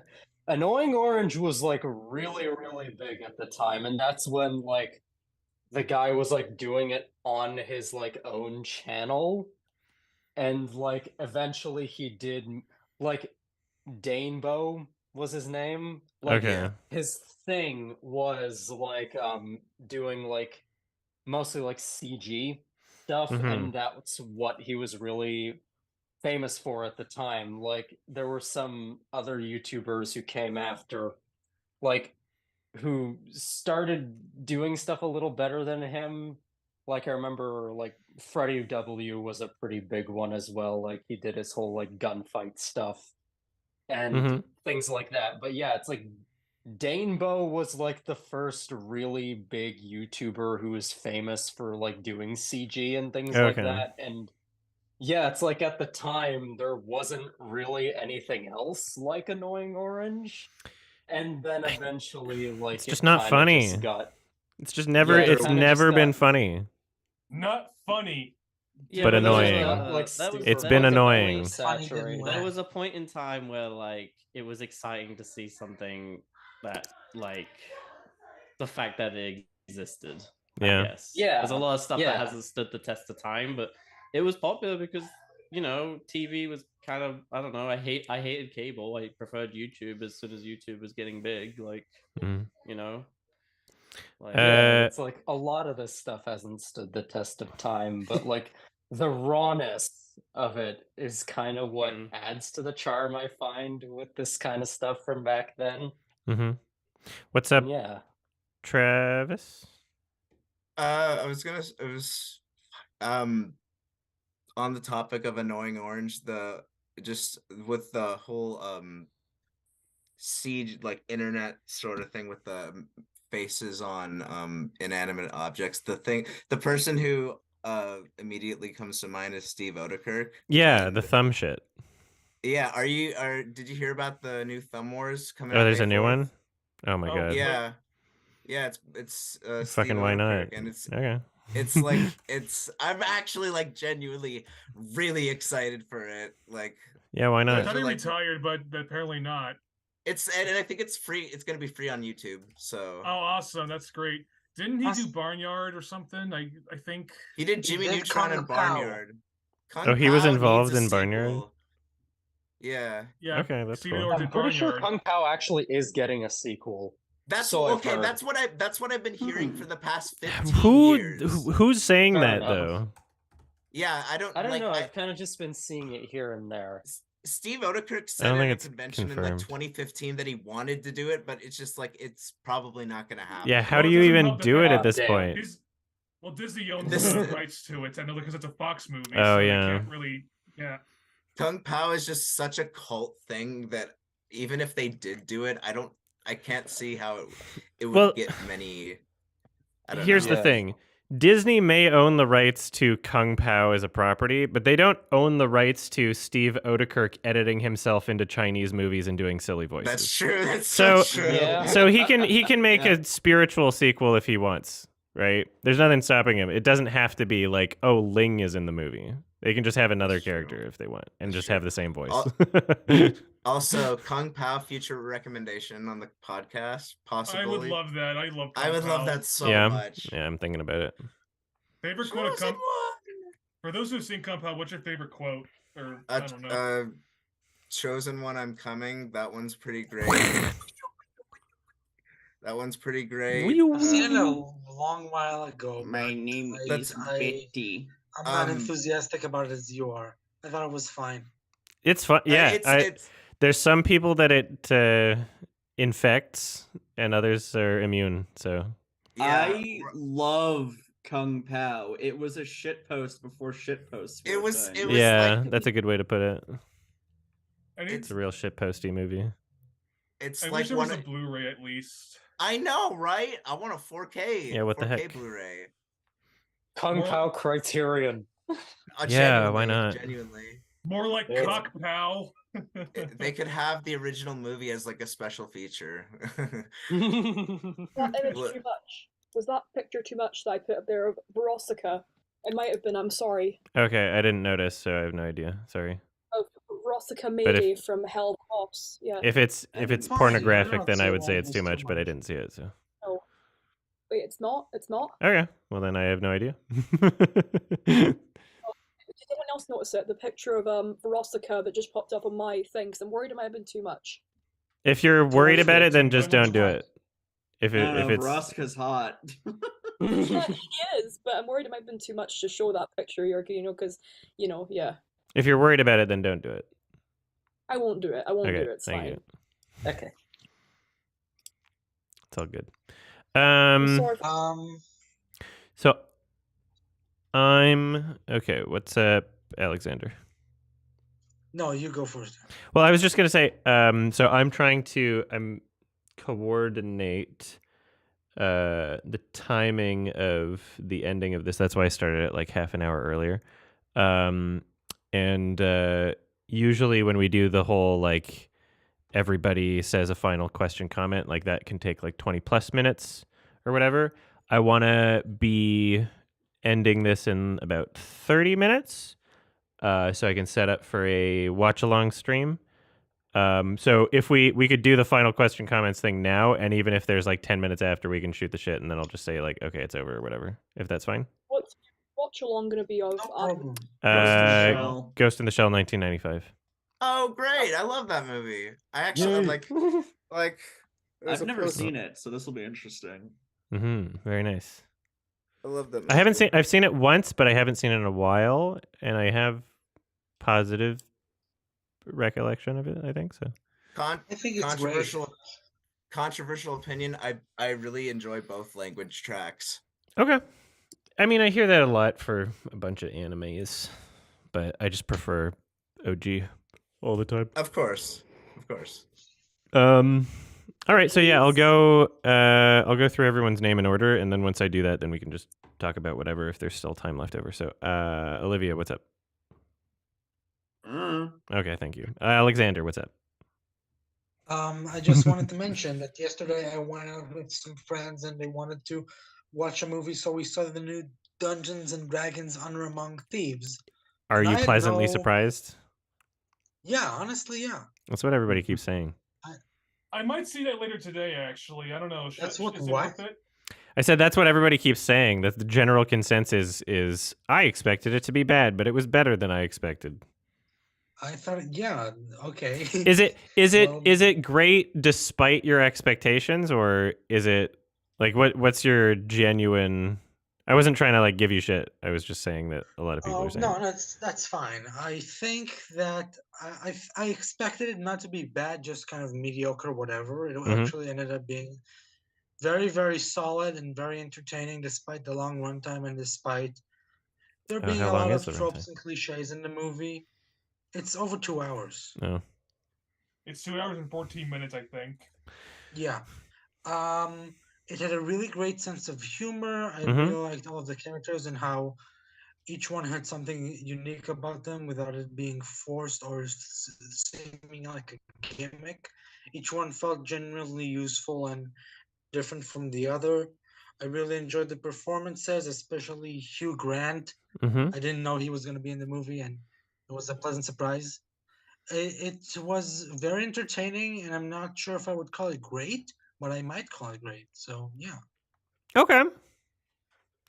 That sounds people were they someone was saying before that someone working on it was involved in Game Night. One of the directors did Game Night, which I thought was surprisingly decent.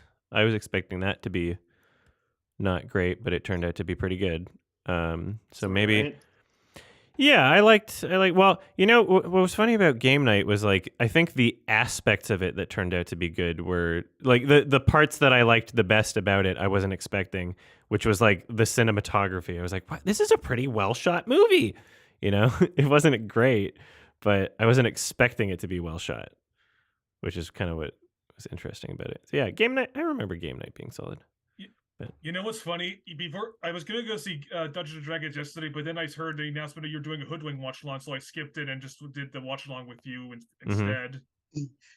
That's funny. I might catch a matinee of Dungeons and Dragons after this. I might honestly, see it on discount Tuesday. I'm seeing the Mario movie next week, so Yeah. I'll let you guys know my thoughts on I'm that. just like- on next Patreon Hangouts. If we were back in COVID times and just the Dungeons and Dragons movie just went straight to digital, I'd do a watch along for it. But like, I don't know if I want to go out to the theater to see that. It seems like a big time commitment. You got to the drive to the theater and the drive back. Like, it's all going to be like a 3-hour ordeal. It's like I don't know if I have that You gotta time make a right day now out for of it. Dungeons and Dragons. Like, if I'm going there and I know it's not going to be a masterpiece, and I'm going to go there and be like, oh, it was better than average. I don't know if I really want to commit to that. I got to record some reviews of some other things I've seen. So, all right, Jack. Hello. Hello. I'm just. I know you mentioned this yesterday on stream, but I don't know if there's like a highlights video coming up for it. But what's like the story behind you getting what is his name, Jeremy Johns, to do the AI voice for the new? No, the name is No, Jason it was Johnson. Jason Johns. Sorry. Jeremy Johns. That's a funny slip though. It's a good time. No alcohol required. I haven't got a very good memory. Oh, that's okay. Bazinga. I don't know. I messaged Destiny being like, "Hey, you got some pretty cool AI text to speech stuff. How did you get that implemented? How do you use it?" And then he hooked me up with just some people from his community that created the AI thing, and I was like, okay, can I like add a voice? And they were like, yeah, and they said that they just needed someone to like read a bunch of words, just any random text for like, the more time the better. And then I called up a recording studio in California that Jason could get to. I messaged Jason, had some calls, and was like, yeah, I want to make an AI voice, and that would be funny. And, just directed it over Zoom, basically. And, yeah, Jason was a really good sport. And that was like it took a while. I don't know why, but it's fine because they're just doing this thing for me for free, so I have nothing to complain. Sorry, Jason wasn't doing it for free, but the Destiny's community were creating the AI voice for me, just adding it, and so I just I wasn't gonna be like, hey, why is it taking so long? Because they were just to obviously working on clarify, other you mean things. Jason Johnson, the voice of Cool Cat, not Jason Johnson, the political commentator. I was not aware of a political commentator named Jason Johnson. Yeah, So, no, okay, that's yeah. just the first name the first person that came up because I didn't remember the name of the Cool Cat guy. If I search name Jason Johnson, the first thing that shows up is Cool Cat on my YouTube. So I don't know who this other Well, I person searched is. on Google, not YouTube. Okay, Jason Johnson on Google. Yeah, it's not Dr. Jason Johnson. Yeah. Okay, that's what I suspected. Okay. But yeah, he was a really good sport about it and somehow managed to do that fucking raspy ass Cool Cat voice for like over an hour or whatever, which was just insane to me. My voice would be like dead. And yeah, it's a good text to speech. It works. It's pretty funny. I love it. I tested it with Spanish yesterday. Oh no. 'cause I Oh can yeah, speak a little bit, and yeah, it did not enunciate any of it correctly. Yeah, it's really But, interesting yeah. because that's a really good text to speech, and now we're getting like there's that other stuff, like there's websites where you can just kind of like give it a few minutes of someone's voice, and depending on how like you can tweak it, they turn out pretty well. Yeah, there's like websites where you can just go on. So I was gonna say someone did it for your voice, and like it Didn't work. Like it was a tiny bit good, but then it I'm just too turned unique. into like it just turned into some incel guy. And I was Nobody like, yeah. can get me. But Scoot it was really good. I thought it was pretty good for Scoot. Yeah, he's a normie. Well, All right. I'm leaving. So All right. goodbye. Thank you for the support. Thanks for hanging out. Bye, Alexander. Bye-bye. Goodbye. Travis. Hey, so you mentioned you were going to be watching Ghost in the Shell, and Yes. almost like honestly, almost every live stream I've been wanting to ask this question to you, but like I just didn't think I would be able to do it justice, and now is a good time to do it.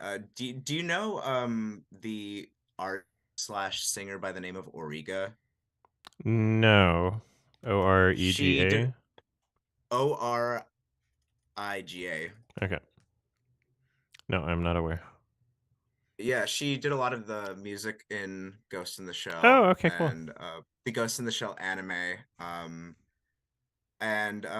But her music, I would just recommend. I'm a gigantic fan of her, and no one seems to like know of her. Even a lot of her songs have like 400, 300 views on YouTube, but like I have a whole stack of all her albums. Oh shit.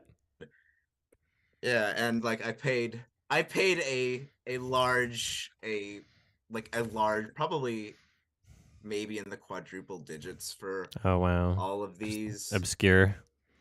Very, very hard to get a hold of, unfortunately. I would very much recommend you listen to some of her stuff. Okay.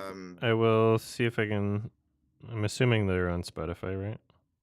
No, only only like 3 of her albums are on Damn. Spotify. Well, are any of the ones there are good? They're on YouTube. A lot of her best songs are on YouTube. Okay. Mainly from the album Illusia, which is one of my personal favorite. How do you even albums. spell that? ILLUSIA. Okay. Damn. And so where are they from? Russia. Okay. Weird. Yeah, they're just not on Spotify. Yeah, they're really obscure, and unfortunately, they passed away due to lung cancer. Oh, that sucks. In 2015, and yeah, they were really just. I don't want to get into my personal life, but they, they helped me in a really dark time in my life, and like just I'd love for more people to listen to their music. So yeah. Okay, thank you. Yeah, Okay. I'll try my best to. I could send you like the links through like the Patreon Okay. messenger. I'll send you a link to some of the best songs, and hopefully by the next live stream, I'd like to hear your thoughts on some of them. We'll see. We'll see if it's by the next live stream. I've got a very busy month coming just, up, but just whenever you get the chance. I will try my best. It's so difficult for me to get to listen to new albums for some reason. Of course, I got to be like in the right headspace. Yeah, same here. I have a difficulty listening to albums. I also I don't want to go on for too long, but I also have a recommendation for like an Adam and Pals watch along that I just think would be just so perfect for it. What is it? I don't know if you've seen it, but since you watched Congo, I was like, you got to do George of the Jungle, Brendan Fraser. Oh my god! But why? I saw it when I was a kid. Yeah. I feel like that would be perfect for the live stream format. It'd be really enjoyable. I'll think about it. Yeah, just a recommendation. Okay. Thank you so much. Of course. I appreciate it. Nico, hello. All right. I was just curious to see if you, well, since you watch White Chicks, would you consider it a torture film? No.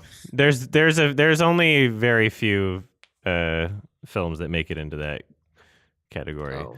I think White Chicks was just kind of like Death to Smoochie. They were like really lazy about it. It wasn't torture.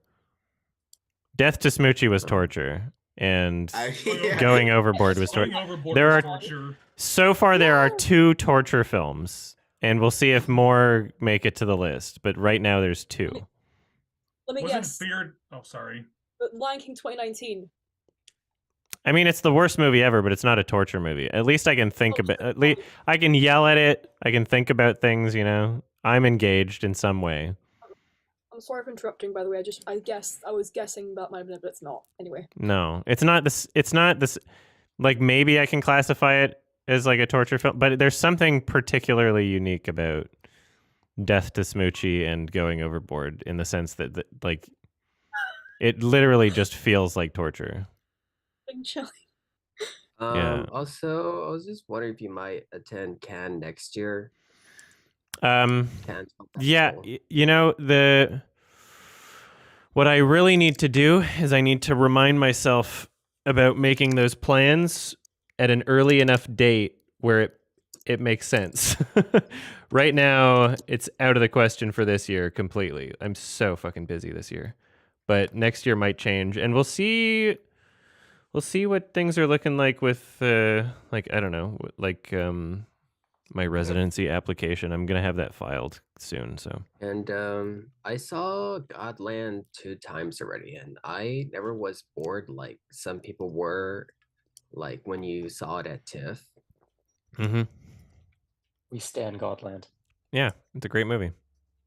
And I'm not sure I'm allowed to say this because he's a banned Twitch streamer. We're not on Twitch right now. We're streaming on YouTube. Fuck. Hashtag free Torkin. Yeah. Hashtag free Torkin. Also, I'm gonna have him on my Twitch stream in like an hour. Okay. And if they ban me, then I'll have a good reason to make a video about it, sort of thing. It doesn't really matter. I don't care. All right. All right. Thank you. Excuse me. Taylor? Who did you? Oh, you talked to Aether Muse. If you have to leave soon, Aether Muse, then we can do you first. But I'm just going in order of. Fine. You can do them first. It's fine. I'm not going anywhere. Okay. Cool. Yeah. All right. Taylor. Sorry. What? Olivia, your mic is on. I don't know when that's gonna be. Okay. I'm muted. All right. Taylor, what's up? Well, thanks for keeping me company while I've been painting today, guys. Oh, awesome. For the entertaining conversation. A few quick things. I'm going to second the George of the Jungle. Oh, no. Adam and House, just out of pure selfishness, because I actually loved that movie growing up. Yes. And then just hearing you guys talk about the torture films for you, Adam, and what you're like, there's a special kind of something that goes into them. Is it because you have to watch them for Sardonicast? Otherwise, you would just not watch them, right? I mean, yeah, I don't it's one of those things like I don't know if I could have finished going overboard if I wasn't watching it for a podcast. Like I don't know if So that's does it, something that would have happened. so a torture film by definition almost has to be a Sardonicast I recommendation. don't know. You know, there's like it could be Sardonicast isn't the only reason I'd feel obligated to finish something, I guess, but you know, just for one of my channels, I guess. So I don't know. Yeah. Okay, and then the only other question I have is someone brought up Spy Kids in conversation today and then unlocked Oh no. a forgotten memory of my grandfather taking me and my sisters to see Spy Kids 3D in theaters. Iconic. To which he quickly fell asleep and like loudly snored throughout the whole movie. And it's one of my like first memories I can think of now of like embarrassment felt through someone else, like not through my own actions. Mm-hmm. And it reminded me as well of my friend going to see Jurassic Park 3 with his dad, but it was too loud, so he walked and stood outside the theater for like the whole runtime of the movie because it was too loud. So I was just wondering, what are your, if any, I know a lot of your stories of like the most uncomfortable or angry movie theater experiences you've had, but do you have any like embarrassing movie theater experiences? I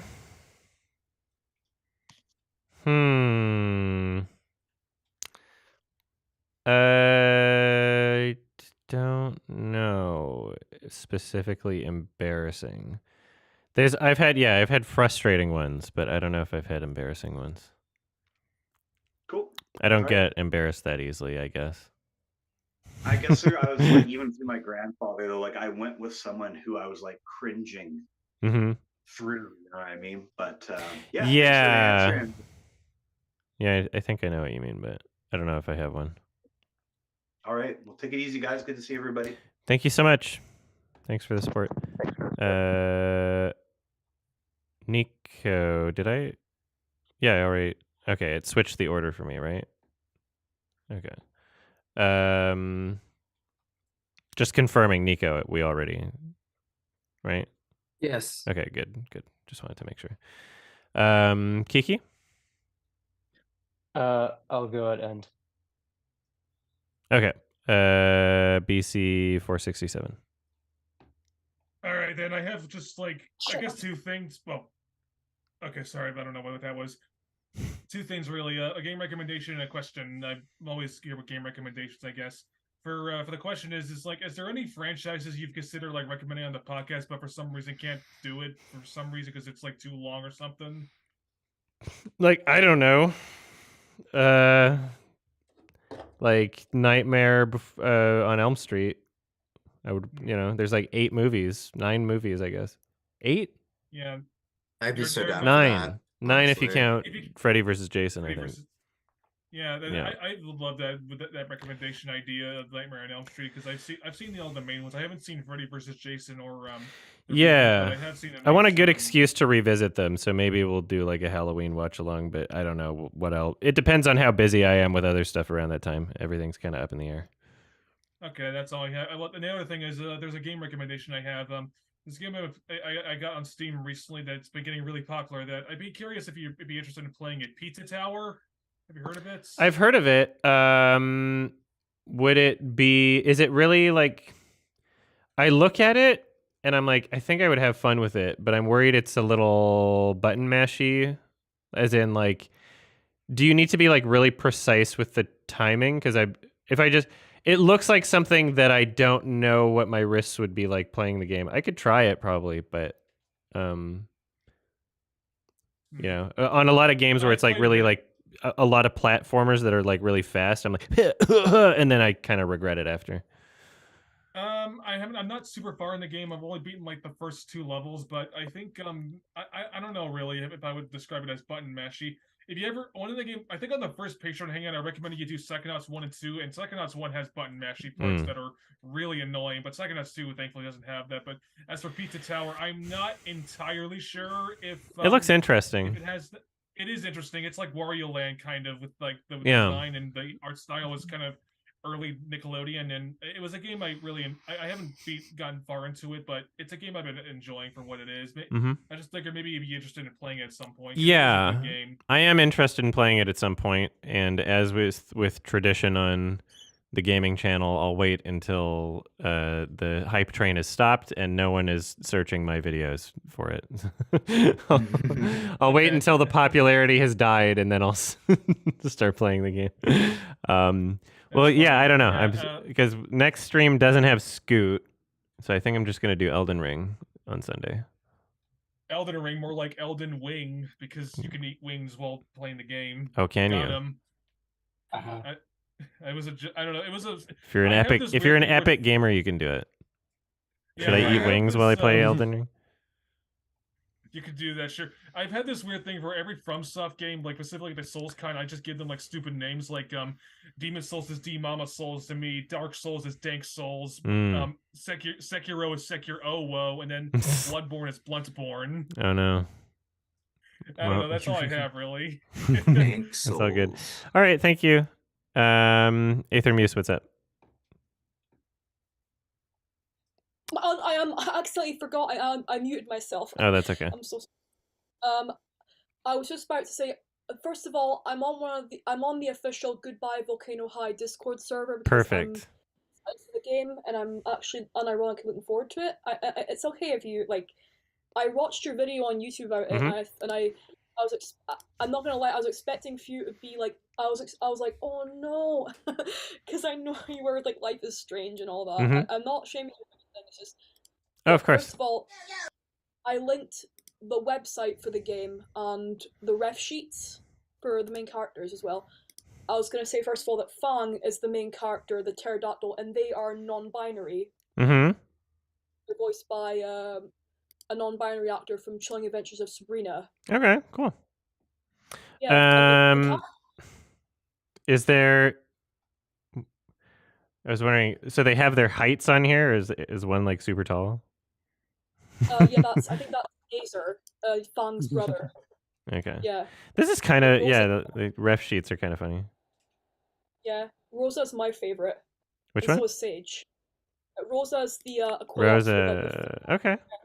And then Sage, okay, I see them, yeah. Sage is the one the snoot you didn't like. You literally said, I don't like the short snoot. I like the big snoot. Yeah, I like the longer snoots. All of the give me a long comments, all of the comments I was getting on the fucking Goodbye Volcano High thing was like recommending something called Snoot Game, which is like I guess a parody that Fortune made.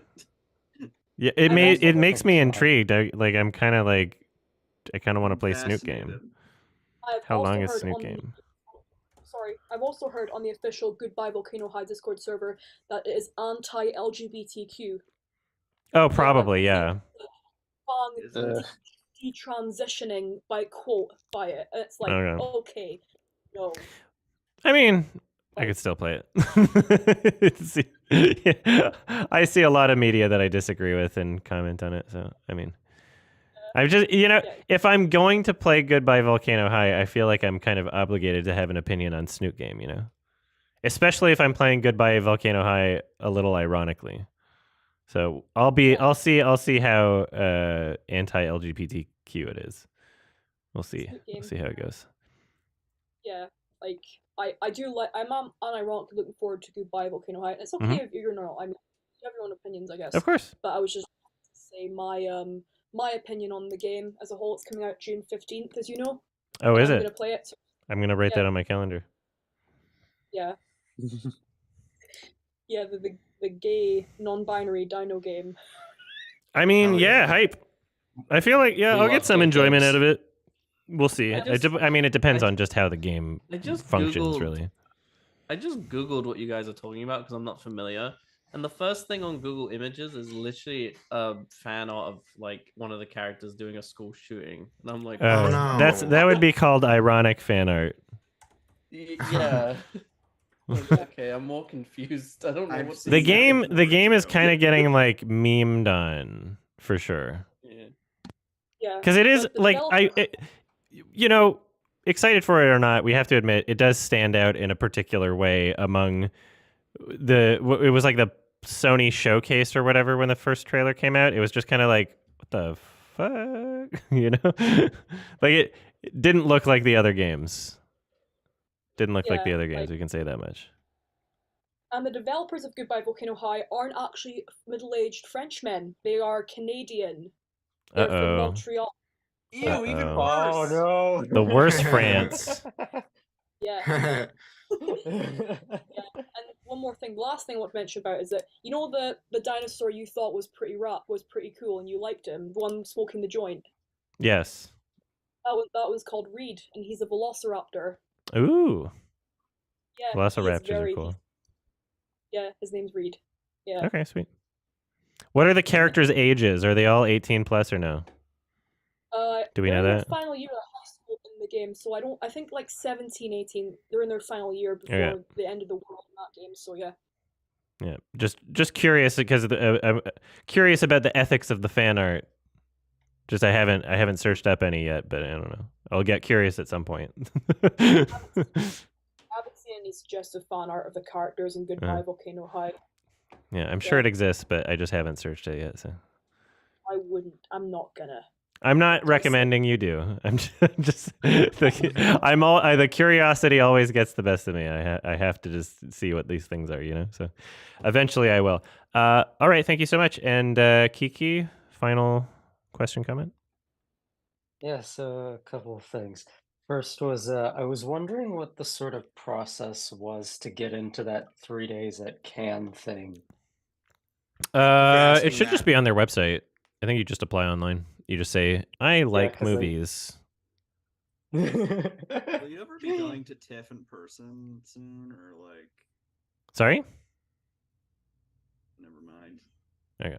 Son of a bitch. Someone. Yeah, I definitely want to go to Cannes at some point. It's like TIFF is like Christmas for me, and I know Cannes is a very particular environment as far as like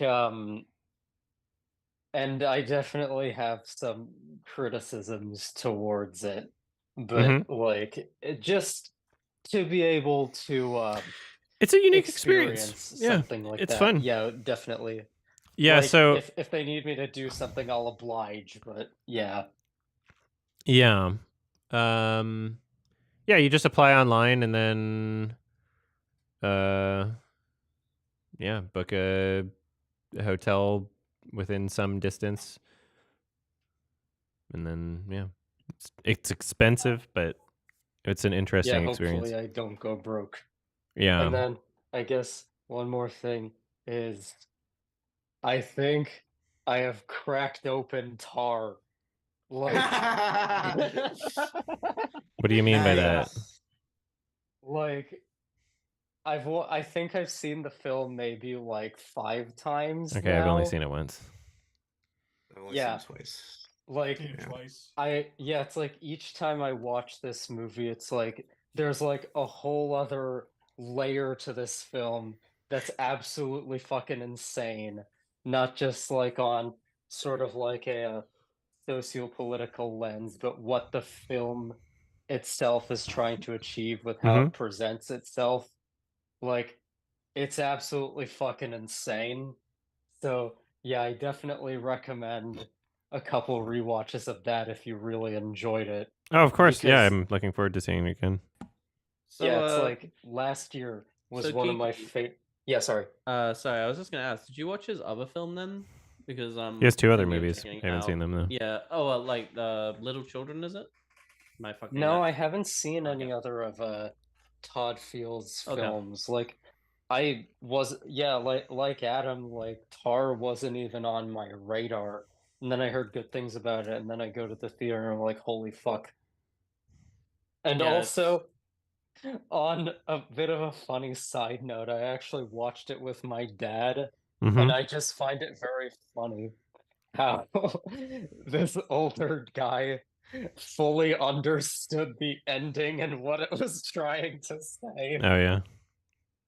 Yeah, I feel like I've exposed him to enough Yeah, stuff. it's one of the most unique endings, in my opinion. Very fascinating ending. I don't know if there's any other film that's kind of ended in that way. It's kind of like morbid, like it's kind of depressing and funny at the same time. Mhm. Like it balances it really well. Yeah. Yeah. So yeah, definitely rewatch Tar. I may or may not throw some stuff at you about the movie at some point because yeah, it's like Yeah, I need a second watch have for a sure. I really want to. I Yeah, wonder I if my have a brother's seen it. couple. Because maybe I'll. Yes. No. I was just thinking like, oh, maybe because I'm gonna be in Alberta next week. My brother will be there. I'll be like, oh, maybe I'll watch it with my brother. But then it's like, okay, well, my parents are going to be there too. They watched the movie with me already, and they weren't like huge on it. So I was like, ah, shit. I don't know if I can replay it there. Have you Unless talked they're about sleeping. it on the podcast? Have I talked about Tar on the podcast? No. No, I haven't. Okay.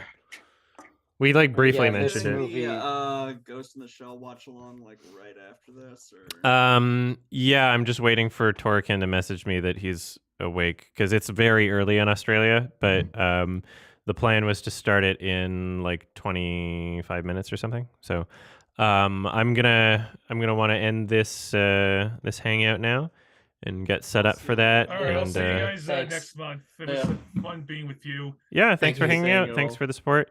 And I will. Yeah, the hangout date for next month should probably be in the like I don't know 3rd or 4th week of April, but I'll just double check everything. I'll look I'll at the let everyone know calendar. my thoughts on the Mario movie when that comes. Oh, Or of maybe course. Will is afraid if that's out by then. I don't know. Yeah, when is that out? April 21st for Bo is Oh, wow. Afraid. The same Oh, day as shit. Evil Dead Rise, I think. Damn. Yeah. Okay, I got some stuff to Yeah. do then. Oh wow. Okay, cool. Thanks for hanging out, everybody. Bye.